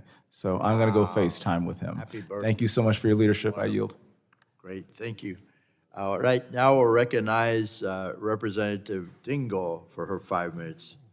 Thank you, Thank you. Mr. Chairman, and I look forward to working with you, Ranking Member Schakowsky, and all the members of this subcommittee on this issue, because it really is one of the most important issues facing us in this country. How do we ensure that America stays at the forefront of innovation and technology? And I want to thank the witnesses, many of whom I've worked with some who have workers in my district, and I want to increase those workers and keep them building. Over the last several years, we've made real progress advancing policies that strengthen our manufacturing sector, foster innovation, and create jobs. I'm deeply concerned about where things are headed, though, in this Congress. It's only February, and we've already seen too many actions that have been done by this new administration, and maybe Mr. Musk, seeming intent upon dismantling our federal government and ceding American leadership to our adversaries. This is more than troubling, and I hope my colleagues will help us keep the United States at the forefront of manufacturing innovation on the global stage before it's too late. Last Congress, this committee worked in a bipartisan manner on supply chains. We passed the Promoting Resilient Supply Chains Act in the House, which included several provisions I helped co-lead, and we reached bipartisan, bicameral agreement on a supply chain provision to be included in the end of the year continuing resolution, which has been removed when Mr. Musk tweeted his opposition to that very carefully negotiated bill. Strengthening our supply chains is critical for our industrial base, for our economic security, and our national security. The federal government must have the tools to prevent vulnerabilities from escalating into full-blown crises. I'm also concerned about efforts to roll back investments from the Inflation Reduction Act, especially the 45X tax credit, which has been vital in driving domestic manufacturing and innovation, and where I come from, particularly in the auto industry. Everyone has told me that these incentives are critical for our global competitiveness. One of the backbones of American manufacturing is the auto sector. We've seen the devastating consequences of uncertainty and disinvestment on manufacturers and suppliers. We've got to bring our supply chains home, and not just steel and aluminum and autos as we're talking about, but pharmaceuticals and many others. We should not be producing 80 to 90% of our medicines overseas. That's a national security issue. For decades, poorly negotiated trade deals, the outsourcing of jobs, have hollowed out our industrial base. And at the same time, the rise of automation has cost many workers their livelihoods. Yes, innovation is critical, and we've got to lead. But we have to be honest about the impact on workers and ensure that progress does not come at the expense of the middle class. We cannot leave labor behind. As we look to the future of advanced manufacturing, labor must have a seat at the table and have access to the training and tools necessary to develop the skills they need to help the companies they work for compete in the world of advanced manufacturing. And we, as the federal government, have a duty to protect American manufacturing and its workers. As we've seen, doing so is instrumental to our national security and economic vitality. Mr. Kinder, can you speak to the importance of passing bipartisan federal supply chain legislation in this Congress?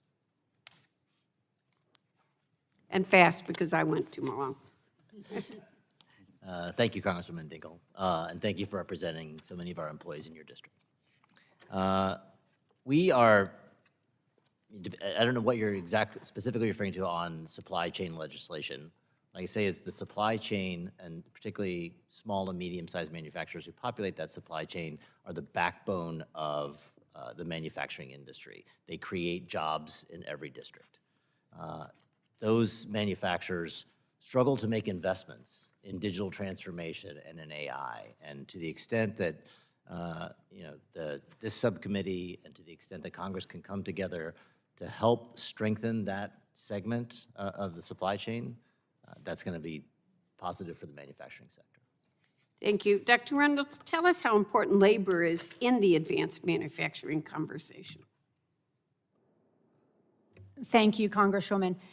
Well, of course, labor is essential. We are unable to make any of these products. A lot of people like to talk about the lights out factory, but what we say at MIT is a lights out factory really can't innovate.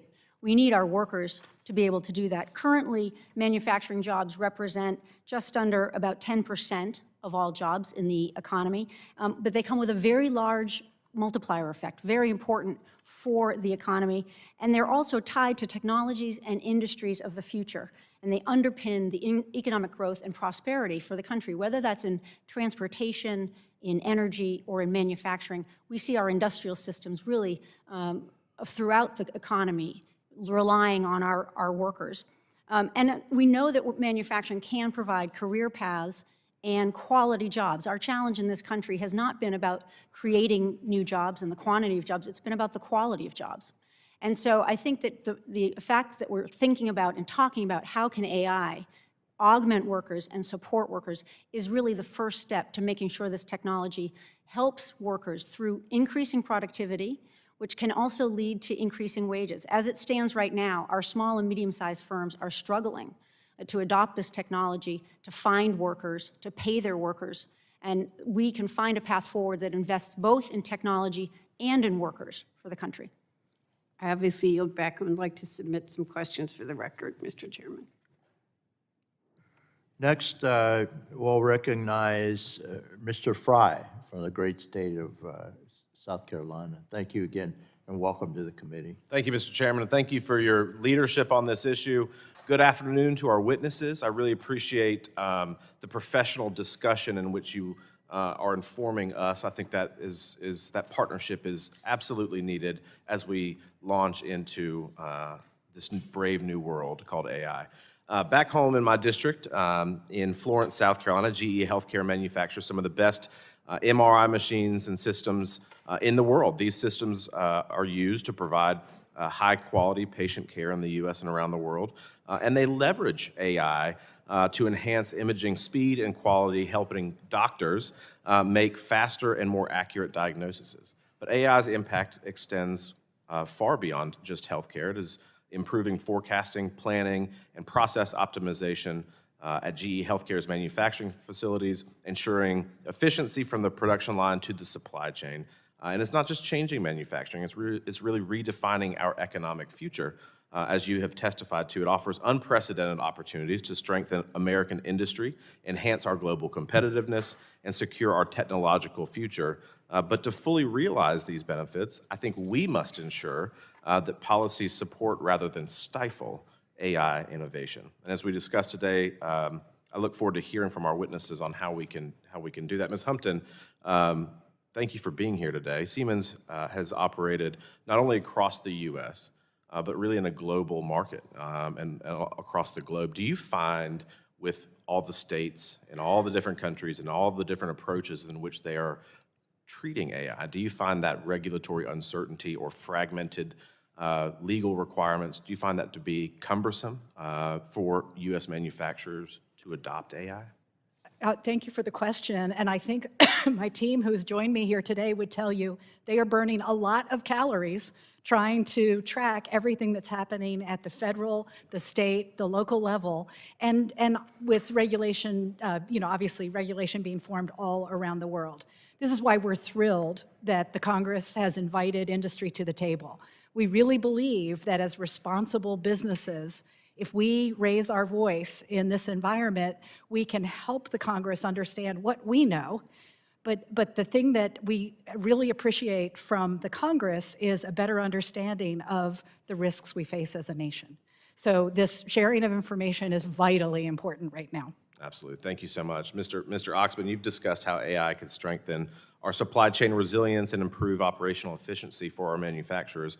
But the regulations like the Bureau of Industry and Security's AI diffusion rule have raised concerns about unintended consequences on U.S. innovation and global competitiveness. How should Congress and the administration approach AI-related regulations to protect our national security without hindering that very vital private sector innovation?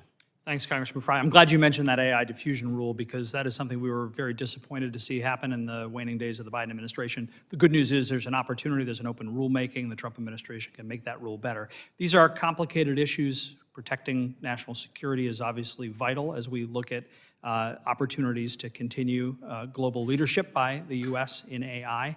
So our hope is that the industry collaboration that we'll see in the coming weeks and months will lead to a better rule than was adopted the first time around. And that's particularly important because, as you noted, these supply chain issues are also supply chain security issues. So we need to make sure that American manufacturers have access to everything they need to build and grow the economy here, but we also need to make sure that vital American national security interests are protected overseas. And we're looking forward to working with the administration on striking that balance and working with Congress to make sure that there's proper analysis here as well to make sure that balance is struck. Thank you for that. Mr. Kinder, you talked about this with my colleague, Ms. Dingell. What do you think the biggest challenges are for SMEs right now as it relates to AI? Thank you for the question. Small and medium-sized enterprises, they face global competition, and they need to invest to stay competitive. They need to be able to invest in digital transformation. They need to be able to invest in AI, and switching costs are high. So they have systems that are in place now that they are using. Those switching costs are high. The thing that can help them most is support from Congress, either whether it's access to capital, whether it could be in some incentives or tax credits, that would help them to make that investment, be willing to make that investment to leapfrog and be competitive. As long as they're competitive, the even larger manufacturers they work with will benefit. Great, thank you. And just to wrap up, what is Autodesk doing? I think one of the concerns that I hear from constituents is bias that might be in AI. What is Autodesk doing to ensure that AI is safe and not biased? Yeah, I mean, similar to, I think, what Siemens is doing around industrial AI, we train on very specific data sets that are around the manufacturing process. We don't run into some of the probably concerns around bias of large public data sets where you don't know where that may be coming in. Thank you for that. Mr. Chairman, I yield back. I thank the gentleman. Now recognize Mr. VC from great state of Texas. You're recognized for 5 minutes for questioning. Mr. Chairman, thank you. One of the great things that have happened in the Dallas-Fort Worth area is that we've really emerged as leaders in this area to lead manufacturing facilities and operations in this new cutting-edge technology that we're seeing. And I think it's really part of a generational shift when it comes to the future of domestic manufacturing. And it's amazing to see it right in your own backyard. And I think that long-term that we're going to see continued investments in the DFW area that are going to make the United States keep its competitive edge and innovation against global competitors. And obviously, artificial intelligence is going to be a really big part of that. However, we also have to acknowledge that there are some risk involved with AI that we need to continue to be talking about, that we're not mentioning enough. And if we think that social media is out of control, I can tell you that AI will even be more dangerous if we don't make sure that we're taking these protective measures to make sure that middle-class, hardworking Americans don't become left behind. And unfortunately, one of the things that I'm worried about is President Trump's recent executive order titled Removing Barriers to American Leadership in Artificial Intelligence, because I think that it has undermined some essential AI protections that are accelerating the unchecked spread of AI across the country. And so I wanted to ask Dr. Reynolds, what measures do you think Congress should take to mitigate the increased risk of cyber attacks and other threats to our national security as manufacturing increasingly adopts to AI without sufficient regulation? Thank you very much for the question, Congressman.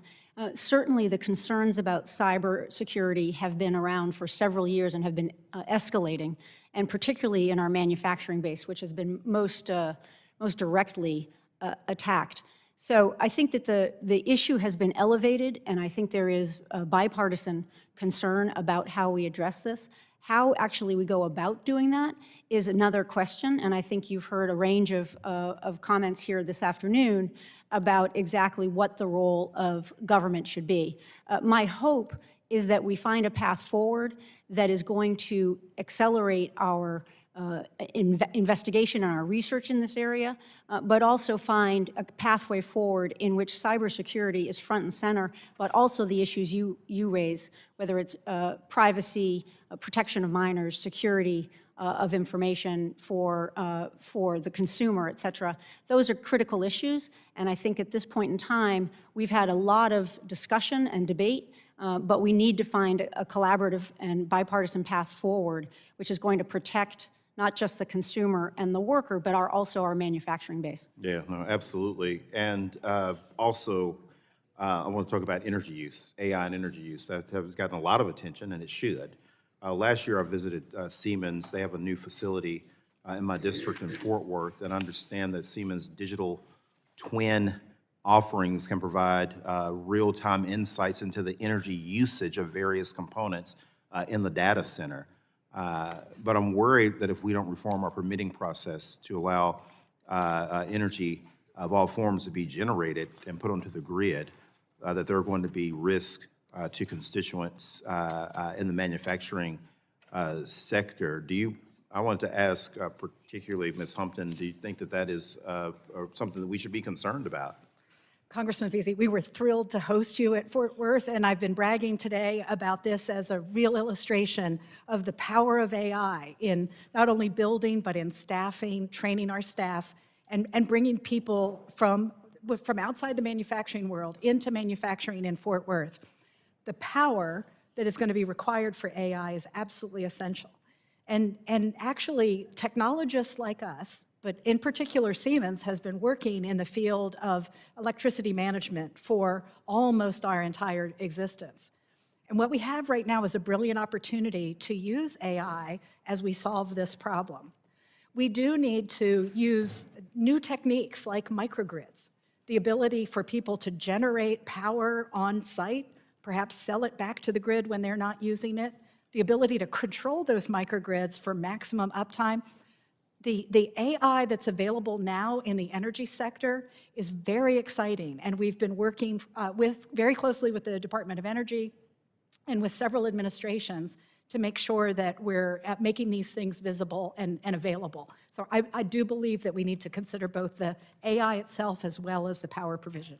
Thank you very much. Thank you, Mr. Chairman. All right, thank you, Mr. VC. Appreciate he yields back. And now we'll recognize Ms. Lee from the great state of Florida, Tampa Bay area, and she's doing a great job representing my former constituents. So I'll recognize you for 5 minutes of questioning. Thank you, Mr. Chairman. It's indeed big shoes to fill in Pasco County. Ms. Humpton, thank you very much for being here today and for providing your testimony. Your perspective on artificial intelligence empowering employees really resonates, I think, with many of us on this committee. There is a fear that AI will replace the American employee, but I agree with you that we need to look at AI as an assistant to the American manufacturer rather than its replacement. Can you provide some examples of how Siemens is using AI in manufacturing and supply chains to help its workers do their jobs more effectively and productively? Thank you, Congresswoman Lee. Yeah, this is really fun because there are a couple of fantastic stories here. Imagine a couple of engineers thinking that they want to design a light motor to be used in aviation, electric aviation. What you have to do is take weight out of the motor. How are you going to do that? What these engineers did is they collaborated, they were debating back and forth, they were going to have votes on the team of who had the better design for one element. And one member of the team said, well, why don't we ask our generative design assistant? And it turned out that assistant drew a picture that was unlike what either of the expert engineers had come up with. And in fact, its performance was better than what could have been designed using paper and pencil. Now, let me tell you another funny story. We work with battery manufacturers all the time, and I met with one startup about 18 months ago, and the president of the company was telling me about his new US-based factory that he was getting ready to build. I asked him if he had used a digital twin to plan that facility, and he said, no, I've done something even better. I'm actually building a scale model. We're gonna have just one line, small scale production. I saw that same CEO several months later, and he said, Barb, I should have gone the digital route. When I built it, I forgot to put in any overflow areas. And so anytime one part of the line stopped, we had a mess on our hands. These are just examples of the kinds of things that come up where the use of AI can actually elevate the results that we get. And that's not to mention the things that are happening every day. We have operations that require intensive stocking and restocking, and frankly, that's drudgery. But the ability now to use artificial intelligence to help us plan that work, plan the movement of goods through our factories, we are making our own factories safer, more productive, and frankly, just plain more fun to work in. Thank you, Ms. Kinder. I'm sorry, Ms. Humpton. Now, Mr. Kinder, I want to first congratulate you on the grant that Autodesk received from my alma mater, the University of Florida, to advance the field of industrialized construction engineering. As I understand it, this work will dramatically reduce construction costs while doubling the speed of construction, and I look forward to seeing what this partnership can accomplish. Could you tell us about how Autodesk software makes manufacturers more resilient and ready to adapt to supply chain disruptions, inflation, and other things? Thank you for your question, Congresswoman Lee. We're incredibly excited about the project with the University of Florida. Industrialized construction is something that we have supported for a long time. It's basically bringing manufacturing practices and the efficiencies of that into the construction process, which does save time and money. And so we are, when we talk about industrial construction, we're talking about building some things off-site and then bringing them and assembling them on-site. We talk about taking software, including AI, and bringing manufacturing software, the HVAC system in a building, into the architectural software and combining those. Historically, those have been very disconnected. So all of this drives efficiency, and when you add AI on top of that and digital twins, it becomes a much more efficient process. And in addition to the added efficiencies that you describe, how can the use of artificial intelligence in this way also foster innovation? We have a capacity challenge in the U.S. in terms of a shortage of skilled labor and manufacturing jobs that are unfilled. AI, by taking some of the drudgery as described, or some of the more mundane or tedious, low-value added tasks, by automating those, you augment the worker. So you're augmenting the worker, freeing up some of their time so they can focus on much more creative and more productive tasks. Thank you. And Mr. Chairman, I yield back. I thank the gentlewoman. Now recognize Representative Trahan for her 5 minutes of questioning. All right, either way. Okay, well, Ms. Kelly will go first. Thank you. Well, thank you. You're recognized. You're recognized. Rep. Trahan. And thank you to the chair and ranking member for holding this very important hearing to discuss the importance of AI's role in the future of American manufacturing. Last Congress, I joined former Rep. and now U.S. Senator Lisa Blunt Rochester and Reps. Dingell and Wild in co-leading multiple bills to make up the Supply Chain Act, which garnered the support of over 160 stakeholders.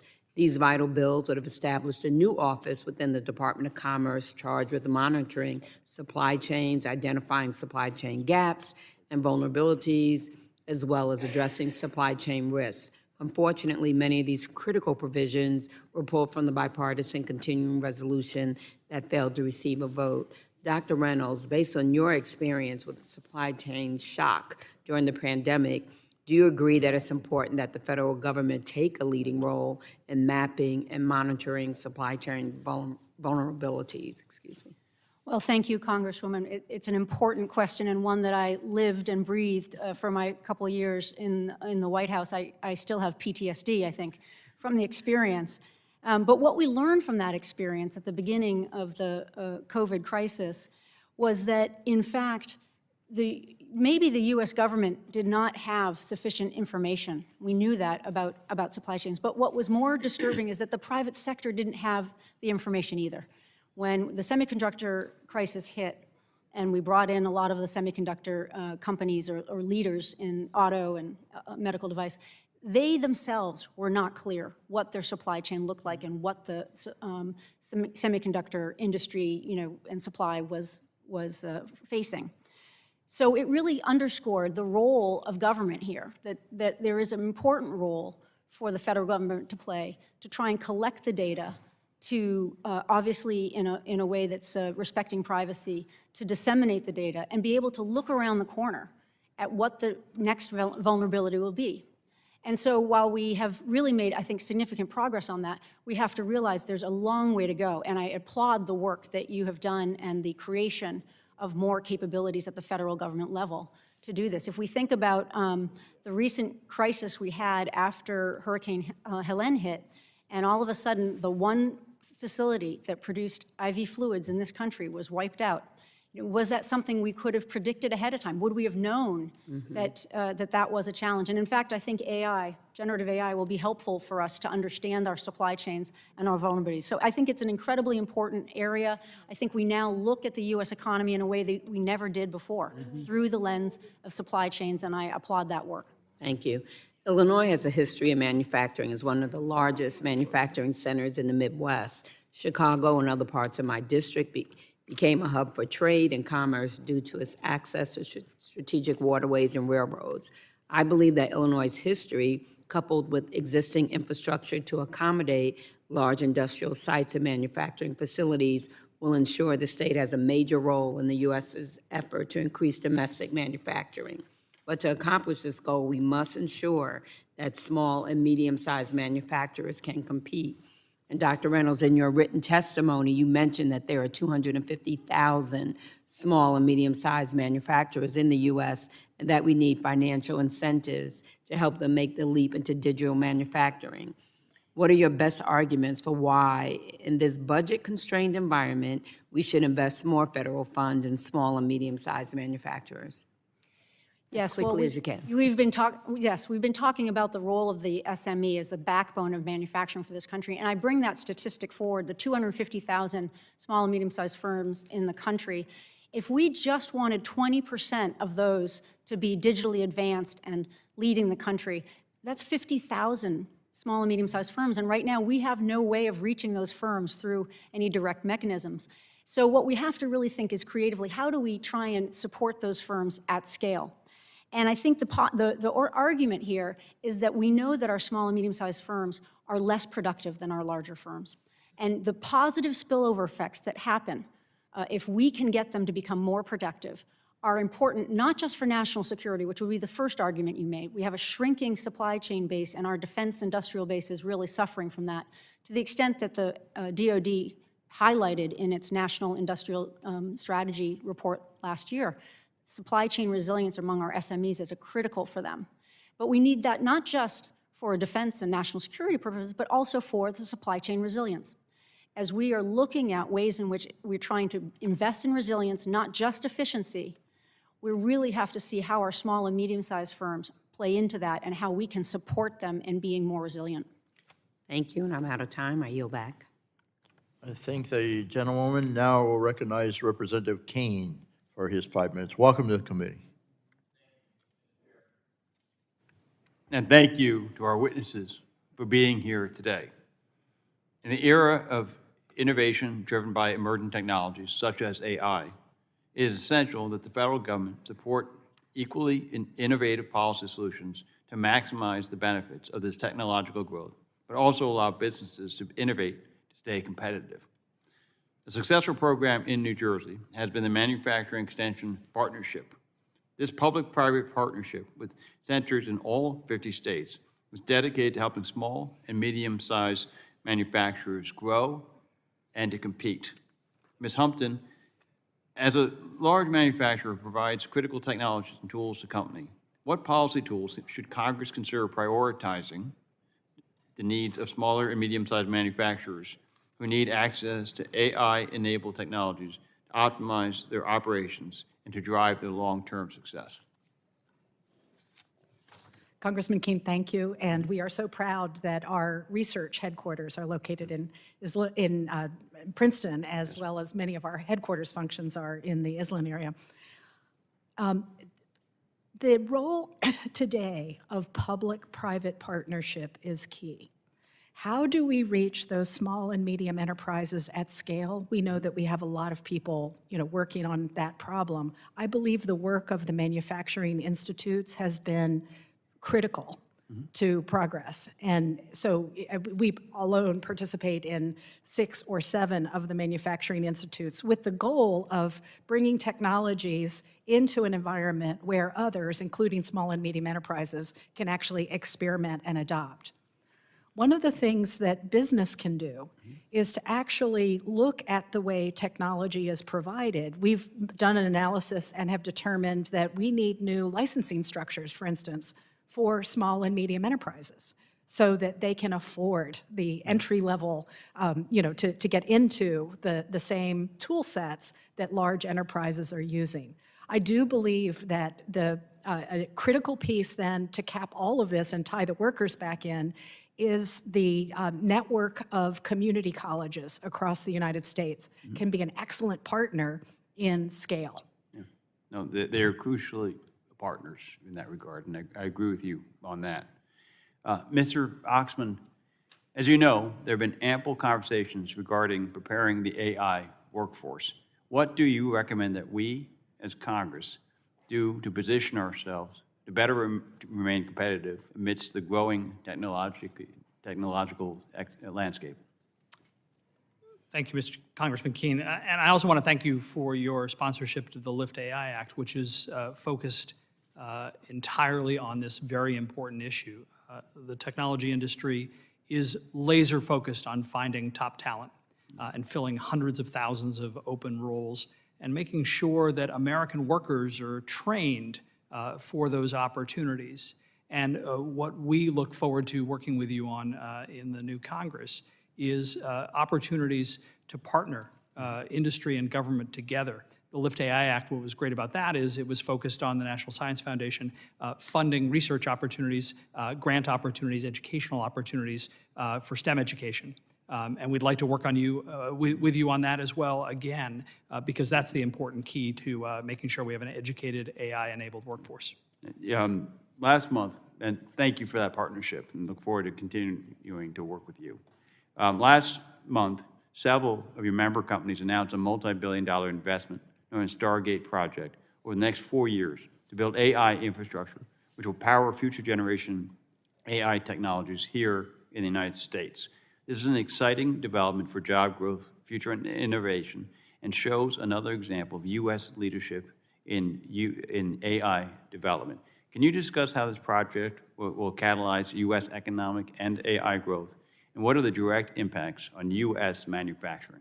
This is such an exciting announcement. It happened on just the second day of the Trump administration. The president had leaders from 3 ITI member companies, OpenAI, Oracle, and SoftBank at the White House to announce it. It's a multi-$100 billion investment in building these incredible data center campuses.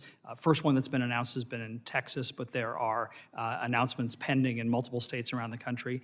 This is going to cement AI leadership in the United States, and it's going to create, just in the first announced campus, 40,000 jobs. That's what OpenAI predicts will happen. And it's going to be a partnership across the entire AI ecosystem that will eventually create hundreds of thousands of jobs. And as I mentioned, they're targeting $500 billion worth of investment in the United States. So this is a great opportunity, another great example of how AI and manufacturing together can really partner and grow the U.S. economy and create incredible jobs. Thank you, and I yield back my time. Thank the gentleman. Now we'll recognize the ranking member of the full committee, Mr. Pallone, for his 5 minutes of questioning. Thank you, Mr. Chairman. I'm deeply concerned that the chaotic and destructive environment being created by President Trump and congressional Republicans is costly for consumers and for businesses, including manufacturers.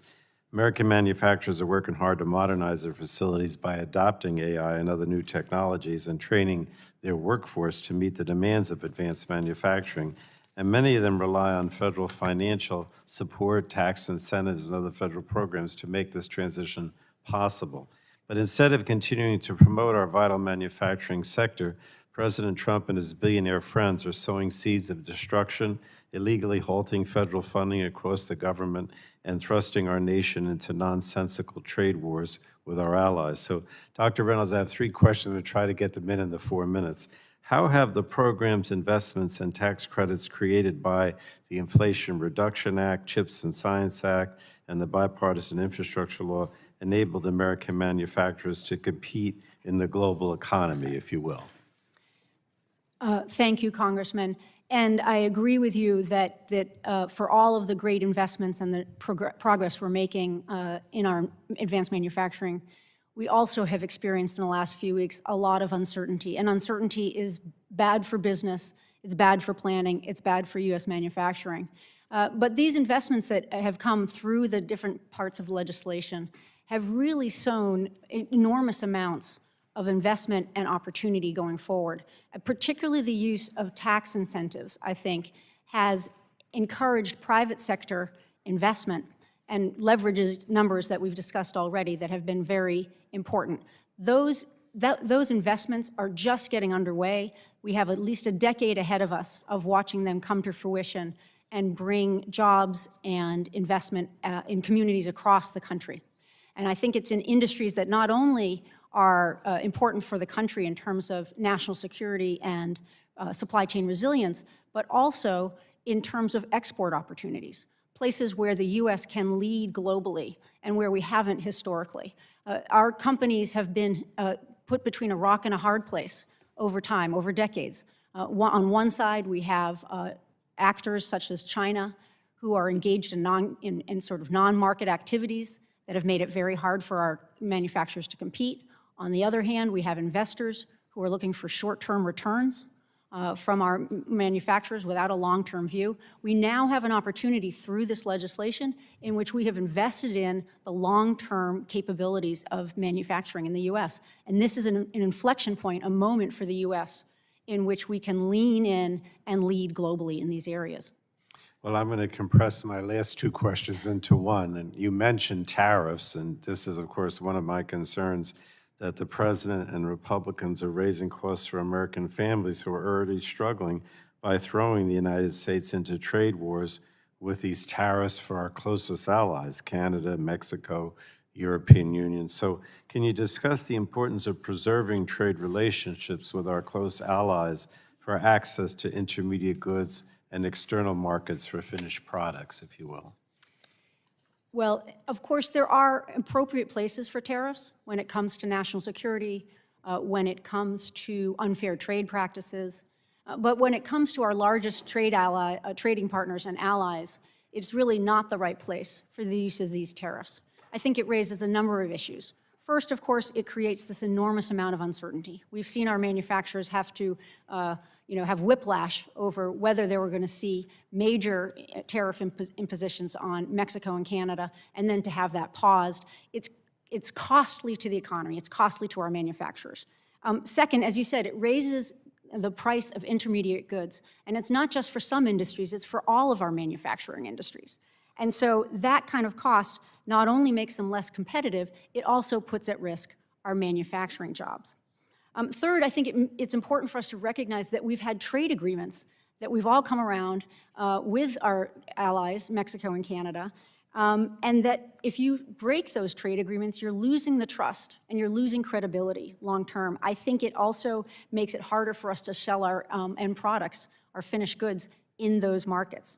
And it's important to understand as well that we have built a manufacturing ecosystem that is not just ends at our borders. It's a North American innovation ecosystem, and it's one that in the auto industry in particular benefits from. Just as a reminder, Mexico supplies about 42% of our intermediate goods in our auto industry, and Canada supplies around 13%. So it's very hard to imagine that you're putting tariffs on some of these partners who actually are part and parcel of our auto industry. Thank you. Thank you, Mr. Chairman. Appreciate it very much. The gentleman yields back. Now we'll recognize Representative Evans from the great state of Colorado. Welcome to the committee, and also I enjoyed our conversation on this very subject yesterday, so I recognize you for 5 minutes for questioning. Thank you so much for that, Mr. Chairman. I enjoyed the conversation as well. Thank you to the ranking member, and thank you, of course, to all of our witnesses for coming on this snowy day to have this conversation. Mr. Oxman, I'll start with you first. We've talked a lot about competition with China and the CCP. In my district, I have a company that uses AI both in the manufacture and the deployment of technology that's used to stabilize suspended loads. So right now, it's predominantly used for helicopter rescue hoists, military search and rescue, things like that. But this technology can also be applied to critical infrastructure around, for instance, cranes, port cranes, cranes for construction. And so I think most of us are probably familiar with some of the risks of the U.S. relying on Chinese cranes for that critical infrastructure. And so my question to you is, what role does AI play both in being able to protect and harden some of our critical infrastructure from malicious attacks abroad, and how can we best protect and promote that intellectual property rights and keep that from being compromised by some of our foreign competitors? Thank you, Congressman Evans, for the question. This is actually the topic that I think the Trump administration is spending some of the most time on, with the very early release of the AI executive order and the recent announcement from the Office of Science and Technology Policy opening a request for input, for inquiry from industry into AI rulemaking. We're very pleased to see this early attention to this issue because, as you noted, there are critical national security implications of making American AI technology available internationally, but we have to balance that with the need to address international markets and give American companies the opportunity to sell around the world to the 95% of the people who live on the planet who don't live in the United States. So you're right that these are critically important issues.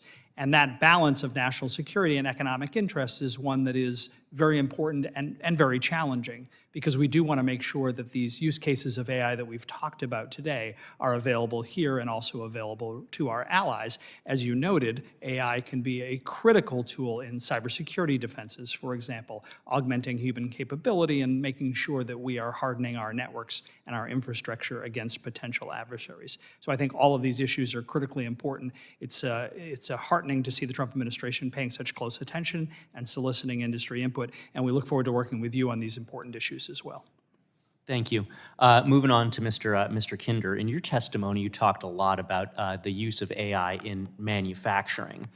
And we oftentimes hear when we're having this conversation that oil and gas levels in the U.S. are at record level productions. But I know from conversations with my local electric utility that we're going to need, at least in my area, we're going to need 3 times as much electricity as currently produced right now to meet some of the growing demands for digital and for AI purposes. And so my question to you is, specifically with regard to energy availability, what can Congress do to help ensure that the United States and not our foreign adversaries remains the global leader both in AI and also in the manufacturing that AI supports? Thank you for your question, Congressman Evans. With respect to energy, I mean, AI will use a tremendous amount of energy. I think what Congress, can do is to both strengthen the grid, establish policies that help us to strengthen the grid, and also help us to find all sources of energy production, renewable, non-renewable, to be able to power. Now, I would also add that we are in a stage right now where I believe chips will get more efficient. I believe that training of models will become more efficient, and that energy use will become more efficient in AI. We're still in early days in terms of training a lot of these models. Thank you. And then last question to Ms. Humpton. You brought up one of my favorite topics, which is microgrids and using AI to be able to implement, we were just talking about that, all of the above energy policy. So can you just talk a little bit more about how AI can be used when you have rooftop solar panels that are feeding electricity into the grid, then the cloud cover rolls over, the temperature drops, now the heaters kick on, and in the space of just a few minutes, now you have electrons flowing the other way to now power houses that used to be powering the grid, but now it's going the other way. Can you talk about the complexity of managing the grid in AI? Thank you, Congressman. This is my favorite topic. I actually think this is the most exciting segment of the U.S. economy right now, is the grid edge. Right? Where the old-fashioned grid and its transmission and distribution meets all those users. Well, now all those users of electricity can also produce electricity. Everything from our cars to our homes to our carports. So the idea of using the power of software, with large utilities now using software to manage the flow across their distribution networks, to even now the smallest users. My mom put rooftop solar on her house. She sells back to the utility when she has extra, and she buys when she needs to, and she has the lowest electricity bills she's ever had. These are simple concepts, but they're complex when they come together into basically what the National Academy of Engineers called the greatest invention of the last century, the grid. It's a very complex organism. So I think the work of Congress to ensure that we support the administration in finding ways to trim back regulation that prevents us from being able to make changes, the attention to technologies and the ability to educate policymakers. And by the way, Siemens stands ready to work side by side with you. This is exciting times. Thank you so much. Yield back. Gentleman yields back. Now I'll recognize Representative Trahan for her 5 minutes of questioning. I appreciate her patience. Thank you, Chair Bilirakis. Good afternoon, everyone. Although I'm not sure that we're always going to reach agreement in this committee on a whole host of issues, I think everyone in the room absolutely agrees that America needs to lead the world on advanced manufacturing and artificial intelligence, especially with the constant geopolitical threats to our supply chain.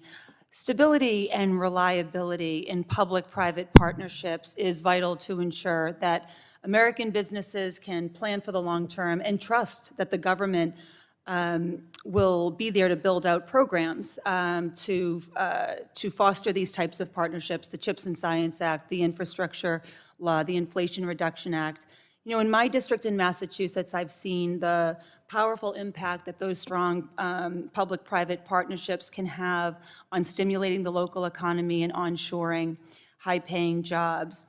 And when done together with groundbreaking research institutions like UMass Lowell, those programs are one of the best ways legislators can work to increase American competitiveness.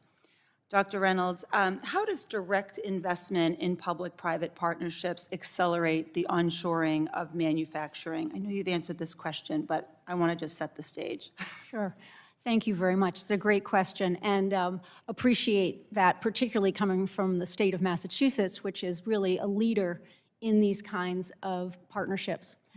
What we've seen, of course, is that some of our best innovation is coming out of the university partnership that occurs between universities and investors and basically the larger ecosystem in a place like Massachusetts. And those innovations are leading to some of the most advanced new technologies as well as startups. And our hope in developing that kind of investment and building up that pipeline is that, in fact, we grow these companies, we grow these technologies, and they become global leaders for the country and for export. So we have a lot of great examples of how we do this. I think the investments that we've seen to date in university research, in early stage research, is critically important for driving some of the later developments. We saw that, of course, with the COVID vaccine. Absolutely. And if I wonder if you could just follow up, how are those manufacturers affected when sudden changes, like a blanket federal funding freeze, are announced? I mean, I'm hoping that you could just describe the impact that that kind of unpredictability has on the investments in these partnerships or deter even private sector engagement in those ongoing efforts. Well, I think that we've talked to date about the importance of certainty and predictability in the business context and what it means for firms as they decide what to invest in and when to make those investments, that they can see ahead. And it certainly has been an uncertain few weeks here in the United States. I think that's also the case when it comes to collaborators and partners like universities.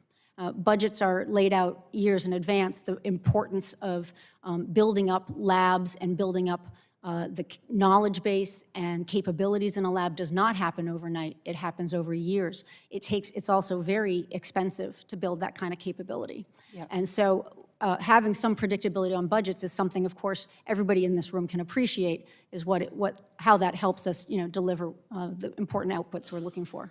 Thank you, Dr. Reynolds. I can tell you that manufacturers in my district and across Massachusetts are deeply distressed when they hear the president threaten to take those funds away. In some cases, it'll be catastrophic, and even the threats weaken America as a place to do business. Mr. Kinder, you mentioned in your testimony that the U.S. manufacturing sector has 622,000 unfilled jobs, and you highlighted the critical role of STEM education from K through 12, technical training, apprenticeship programs in addressing this gap.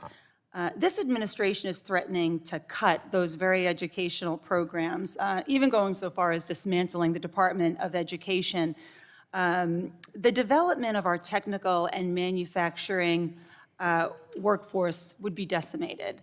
How would Autodesk have to adjust as an employer to meet that demand in workforce if that was to happen?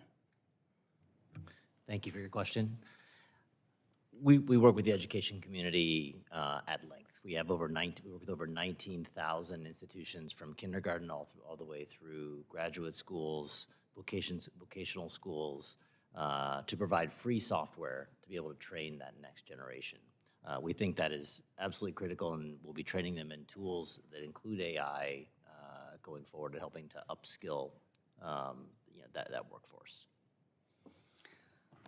Well, thank you. I know I've run out of time. I'll submit my other questions for the record. Thank you, Mr. Chair. Thank you very much. Now I'll recognize Mr. Goldman for his 5 minutes of questioning. Thank you. Thank you, Mr. Chairman, very much. Mr. Oxman, Lockheed Martin and other defense manufacturers in my district use AI into their assembly lines and supply chain logistics to improve efficiency, enhance quality control, and more. Why is it important to our economic and national security that this industry have access to cutting-edge technology and manufacturing? Thank you, Congressman Goldman. And your district is, in fact, a hotbed of innovation. ITI member company Medtronic is also doing a lot of investment in AI-powered medical devices in your district as well. So the short answer to your question is this is key to the manufacturing renaissance that's taking place in the United States. And what we're particularly excited about is how, as you hear from all the witnesses today, this is an ecosystem in the technology sector that's powering this. So you've got software companies, hardware companies, data center operators. This is another area that's just exploding in Texas in particular. Semiconductor manufacturers, also exploding in Texas right now. The investment of literally tens of billions of dollars in semiconductor manufacturing facilities in Texas. So all of this is taking place at a time that we're focused on the right solutions to power that kind of investment and innovation. And power is quite literally one of those areas that we need to focus on as well, making sure the energy grid can support it, that we're investing in all of the above energy strategy to make it happen. So we're very excited about working together to make sure that the policy environment is right. But as you can tell in Texas and across the country, this investment is taking place today. Thank you so much. And Ms. Humpton, I know you know something about not necessarily my district, Mr. Vesey's district, but welcome to Fort Worth. Siemens is opening a new facility there, exactly type of activity we need to enhance our technological leadership and support onshoring on domestic manufacturing. I understand that Siemens is innovating not only with industrial AI, but is also experienced in how to drive efficiency and maximize operations at data centers. Can you please elaborate on Siemens' expertise in this arena and how you view data centers as critical to domestic manufacturing? Thank you so much, Congressman. And by the way, you'd be delighted to know that our technology is also used by some of those other manufacturers. So here's the interesting thing about this technology. It's in and around the manufacturing life cycle. And so it's fascinating to think about where does a company like Siemens play in the data center marketplace. Not only are we helping the semiconductor manufacturers design their chips so that we can achieve that, enhanced energy efficiency, cooling, et cetera, and enhanced performance, we're also helping those who are constructing the data centers to build their data centers and provide the critical power to them. So my colleagues at Siemens Energy are off generating power, and they put it on high voltage transmission lines, medium and low voltage switchgear. I mean, don't get me started, because it's great stuff. But we're using those AI tools and, in fact, manufacturing them close to you at Fort Worth, all of those components that go into the data center. And then we ourselves are users of the AI that gets managed inside those data centers. This is truly, I heard a phrase recently that may apply right now. Partnership is the new leadership. That's the era we're in now, and I'm excited about what we can do together. Good, we're glad to be your partner. And can you also describe the likelihood of autonomous manufacturing facilities in the short term? What are the pros and cons, and which regulation should we consider removing or adding to facilitate U.S. innovation versus those we should create as guardrails to protect workers? Well, as we've talked about today, we actually have a shortage of workers in manufacturing. So what we know for sure is that we need to make every individual who's in a manufacturing environment as productive as they can possibly be. Technology can help us do that. That's wonderful. That we've had a little bit of conversation about lights out facilities, and I don't know about many of them. Sure, there are many things that can be done on a lights out basis. If we think about, let's say the pharmaceutical production line, and when we get to the point of individualized medicine, the ability for an autonomous line to actually control and monitor the progress of materials that are flowing through the manufacturing line, we know that will come. But in most cases, what we're really doing is making things that need to be assembled within a larger supply chain.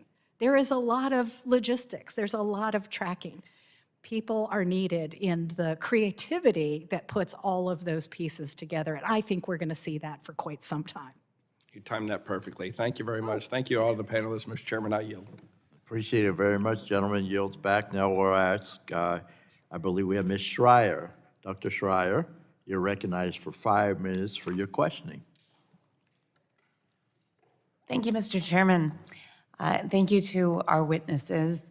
We have heard from each of you that we need significantly more workers with targeted technical expertise, including in AI-assisted manufacturing, in order for America's advanced manufacturing industry to stay competitive in a global market. However, what I'm hearing from the business community is that President Trump's erratic, emotional behavior has brought uncertainty and chaos to American businesses that are looking to invest in the future and plan and train up labor. My Republican colleagues have spoken at length about the need to protect America's competitive advantage within the increasingly competitive field of advanced manufacturing. And I agree with them. We've got to keep our competitive edge in every industry where it makes sense for us to be leading in manufacturing.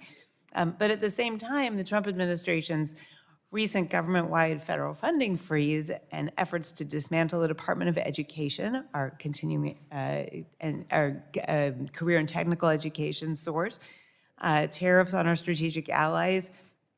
I have heard just radio silence from my Republican colleagues about this, and this is ultimately going to undermine the United States' competitive and educational workforce and technological competitiveness. Ms. Humpton, you're the CEO of Siemens USA, a subsidiary of much larger Siemens International based in Germany. And in fact, your ultrasound headquarters is just down the street from my house in my congressional district. And I have visited many times and have been so impressed by the way that you have used AI to diagnose fatty liver disease with a simple ultrasound. And so thank you for using that and saving lives. On Monday night, President Trump issued an executive order imposing 25% tariffs, excuse me, on steel and aluminum imports. Germany is one of the largest exporters of steel to the United States, and you talked about sourcing materials here, but the issue is complicated because if there's scarcity here, prices go up, and if there are retaliatory tariffs, you're going to have difficulty exporting. Please comment. So you're going to have difficulty exporting. I wonder if I understand the question. Let me say this, that I don't think you'll get any business to say, yes, we want more costs in our supply chain, right? Nobody would say that. But what we do recognize is that we have an administration that is very supportive of manufacturing overall in the United States. We're going to stay laser focused on our customers' needs, make sure we're responsive to them, and make sure we do everything we can, even as policies and regulations change, to make the most of American manufacturing and the opportunity ahead of us. Thank you. I'm going to yield back because of my cough. Thank you. I apologize. It happens, it happens. Happened to me the other day, so we understand. Thank you. The gentlelady yields back. Now I'll recognize my good friend who represents the University of Florida. I know what she's going to talk about, what she's going to highlight, I'm sure. I'll recognize her for her questioning, her 5 minutes of questioning. Thank you, Mr. Chairman, and of course, go Gators, as always. Actually, my questions were asked earlier by my good friend, also from the Sunshine State, Representative Laurel Lee. And so now that we're towards the tail end of the committee hearing, a lot has been discussed. Certainly, I wanted to talk about digital twins, the investments the University of Florida is making. But I wanted to open up the floor to each of our witnesses because I know there's always something that gets left out of these hearings.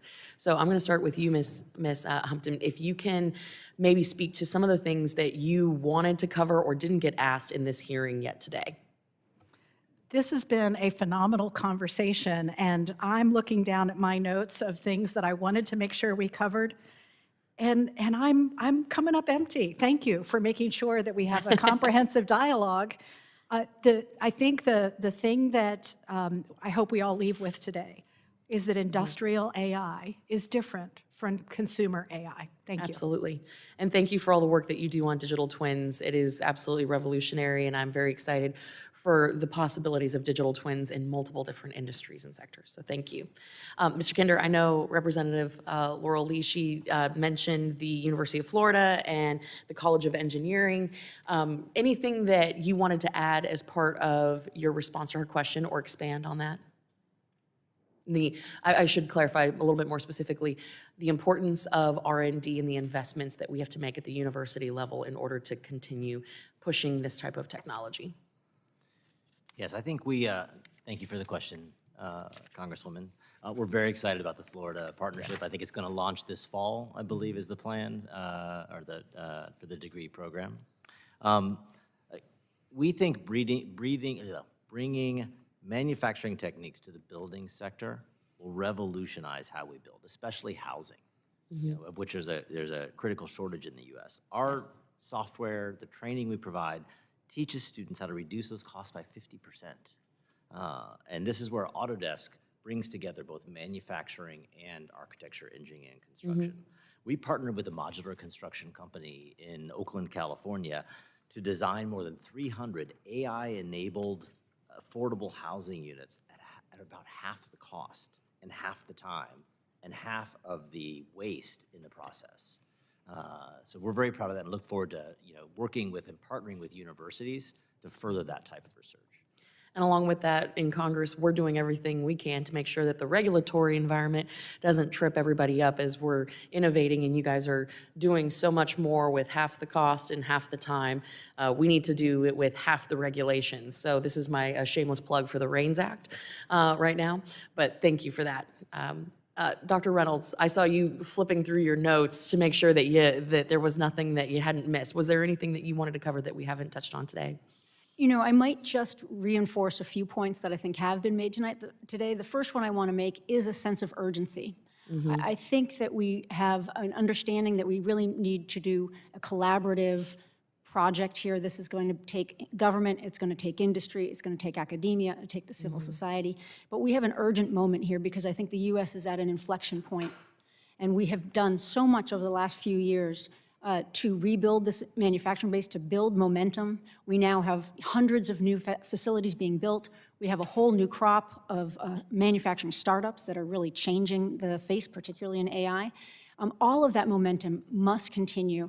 And if we can get aligned and ensure that we don't have too much disruption or changing of the rules midstream, I think that we are really going to be able to accelerate the work here and succeed with our tipping point. And so I want to also just emphasize that that path forward is really an investment in the technology, but it's also the investment in our workers. And those together will help us do this. Excellent, thank you. Floor is yours. Thank you, Congresswoman. I think the one issue that didn't come up today that I just want to mention is tax policy. And I realize this is not the tax writing committee, but everyone here is going to have an opportunity to vote on taxes at some point. The expiration of the provision in the 2017 Tax Cut and Jobs Act that allows companies to deduct the investment that they make in research and development in the year in which that investment takes place. The expiration of that provision has been enormously harmful to the ability of companies to invest in R&D here in the U.S. Restoring that provision will be kind of the fuse that ignites a renaissance of investment in manufacturing and other industries here in the U.S. So that's the one thing that I'd mention. Well, and thank you for mentioning that. As someone who represents one of the top biotech hubs and incubators in the world, the R&D tax credit deduction is absolutely important and critical to so many industries. So thank you all so much for your time and expertise today. And the future's bright. I'm so glad that we're not having a doomsdayer conversation today. So thank you. And with that, Mr. Chairman, I yield back. I appreciate it very much, and that was a great move, Kat. Thank you for giving me the opportunity to elaborate on these issues. We appreciate it very much. All right, next we have, we don't have anybody on the Democrat side, yes, I'm sorry. Ms. Ho Chan. She's a great, valuable member of our committee. We're very fortunate to have her, and we'll be working on quite a few issues together. I'll recognize you for 5 minutes of questioning. Thank you, Mr. Chairman. I'm pleased to be a member of the subcommittee. And thank you to the ranking member and to our witnesses for your testimony today. My home state of Indiana is one of the most manufacturing-intensive states in the country. According to the Indiana Manufacturers Association, manufacturing makes up 28% of Indiana's GDP and 17% of our workforce. When you account for the broad impact beyond the workforce that it directly employs, more than half of all jobs in Indiana do have a connection to the manufacturing sector. It's no secret, however, that the industry has had its challenges from international competitors like China that seek to undermine our US-based companies to the difficulties facing domestic supply chains. The manufacturing sector must have necessary tools to compete in a global economy. Fortunately, AI offers a potential solution to several of these problems. In its applications in American manufacturing, AI has been found to reduce costs, improve workforce efficiency, and make US states like Indiana better places to do business. And I acknowledge that this technology is new and rapidly advancing. I am excited by the opportunities it presents manufacturers back home as we look to bring jobs back to the United States. Mr. Kinder, my question for you is, much of the manufacturing that happens in districts like mine comes from small to mid-sized businesses. When you're engaging and working with manufacturers of this size, if you could just highlight a few of the challenges that you think the biggest challenges they face. Thank you for your question, and great to meet a fellow Hoosier. Small and medium-sized manufacturers face global competition, even though they may operate in Columbus, Indiana. They don't want to fall behind. Yet for them to be able to invest to keep up the pace, it's a challenge. They don't have the economies of scale, and they don't have a government that may be completely subsidizing the investments that they are trying to make. And so the challenges that I see, or that we hear from our customers, our small and medium-sized customers, is they want to invest, they want to be as efficient as they can, but that requires often new processes, new equipment, new factories, new software. And that's an investment, a hurdle for them to get over to be able to invest in what we call digital transformation, of which AI is just another next step in it. Now, the promise of AI, the beautiful promise of AI, is it can make our small and medium-sized enterprises more competitive. It can take out some of the costs that they would have to pay manually that larger companies or global manufacturers wouldn't have to. Is that something that you think the R&D tax credit could play a part in helping them make some of those investments? I think tax credits that help to support investment in R&D absolutely can. So we want our small businesses to remain competitive. And you touched on this a little bit, how adopting AI for technologies and processes can be helpful. Could you talk a little bit about Autodesk, how that helps manufacturers access AI? What are some of the challenges that are inherent in adopting that technology? And then what steps, if any, should Congress take to support our small and medium-sized manufacturers in adopting AI? Yeah, I think what we do at Autodesk is, in terms of introducing AIs, we try to solve specific problems. So we look at industrial level data, finite or constrained data sets, not kind of large amounts of data that apply to the manufacturing process. And we figure out what the problems are that these small and medium-sized manufacturers face and solve those, such as automated drawings. We recently rolled out automated sketch constraints. When you're building a table or modeling a table and you change the dimensions, you want the legs to move too at the same time. That you can do all of that using AI, and it just speeds up the overall process. Great. Well, as we work to make the United States the best possible place to work and build things, we also have to look at the resiliency of our supply chains, making it easier for companies to adapt when disruptions happen. Ms. Humpton, what role can AI play in the optimization of resources and processes within manufacturing supply chains with the few seconds we have remaining? what I would tell you is that we all know that our supply chain and logistics experts have become heroes over the last few years. Giving them the superpower to analyze networks and understand where bottlenecks are, find alternatives, AI can help them every single day. Thank you. Thank you, Mr. Chairman. I yield back. Thank you, Ms. Humpton. Appreciate it very much. Now we have the Vice Chairman of the full committee, my very good friend and fellow Pittsburgh Pirate fan, Vice Chairman Joyce, John Joyce. Thank you, Doctor. Appreciate it. I'll recognize you for your 5 minutes of questioning. First, I want to thank you, Chairman Bilirakis, for allowing me to wave on to this important hearing. As we have covered in several hearings across multiple Energy and Commerce subcommittees, the AI revolution is here, and it will ultimately influence so many aspects of our lives, with everything from medical services to manufacturing optimization. AI adds the efficiency and precision that will allow Americans to receive faster results and have a more productive and dynamic economy. In the changing geopolitical climate that we live in, it is critical that we stay ahead of our adversaries. The competition for the fastest and most capable AI is heating up, and China has made it clear of its intentions to dominate in this space. America and the free world can't afford to fall behind and allow the Chinese Communist Party to be the leader in this critical sector for the future of our economy and for our national security. Fortunately, America has a strong advantage. As tech leaders like Elon Musk have said, AI could lead energy demand as much as twice of what it is currently. And that energy that Elon Musk referenced, exists today under the feet of my constituents in Pennsylvania. The access to energy and energy infrastructure is the tide that will lift all boats. We have already begun to see this in my home state with data center agreements between AWS and Talon Energy at the Susquehanna Nuclear Generation Facility and the reopening of 3 Mile Island thanks to a purchase power agreement between Constellation Energy and Microsoft.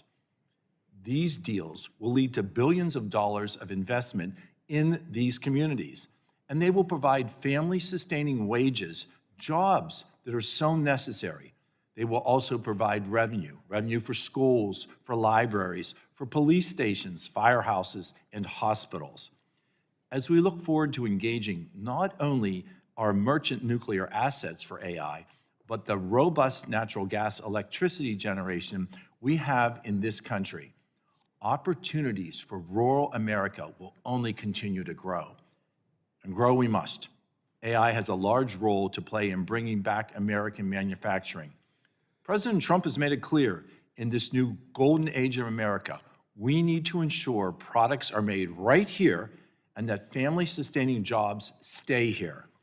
Increases in efficiency and worker productivity that the use of AI will give American companies the edge that they need to compete and they need to win. The faster that we develop AI and build the needed data centers, the better we can protect our nation's interests and bring back the economic opportunities that America has not seen in the past 4 years. Mr. Oxman, from the AI perspective, why is getting our energy policy right important for securing American leadership in artificial intelligence? Well, Dr. Joyce, thank you for the question, and grateful to you for highlighting what ITI member companies like AWS and Microsoft are doing in the Commonwealth of Pennsylvania to bring this energy discussion to the forefront. Because to your question, AI is not in a vacuum. It exists because of data centers.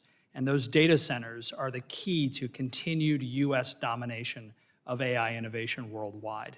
Data centers do require a lot of power, like all of the other activities that we engage in on a daily basis. And finding new energy solutions, including nuclear, are key to continued US growth and economic activity around AI. So thank you for raising that issue, and thank you for your leadership on making sure that those energy pathways for data centers are available. Thank you for your answer. Ms. Humpton, in the global economy that Siemens participates, we have seen other companies, other countries manipulate currency, We've seen unfairly subsidized industry. We've seen the theft of intellectual property. We've seen countries ignore environmental regulations and use captive labor to gain advantages for their domestic manufacturing. How can large companies like Siemens that follow the rules, how can they invest and make sure that AI allows you to outcompete these known bad actors? Thank you, Congressman, for that question. And in fact, first I will say that the U.S. is Siemens' largest market. I like to brag about this. We're responsible for about 25% of Siemens' work all around the globe. But as you say, we are a global company and working in accordance with the regulations and principles that truly lift up the role of manufacturing globally in the way it's done. AI, industrial AI in particular, can be essential in making workers in these developed and friendly countries that we work with so closely to help make all of our workers more productive. When we do that, we know that we all succeed.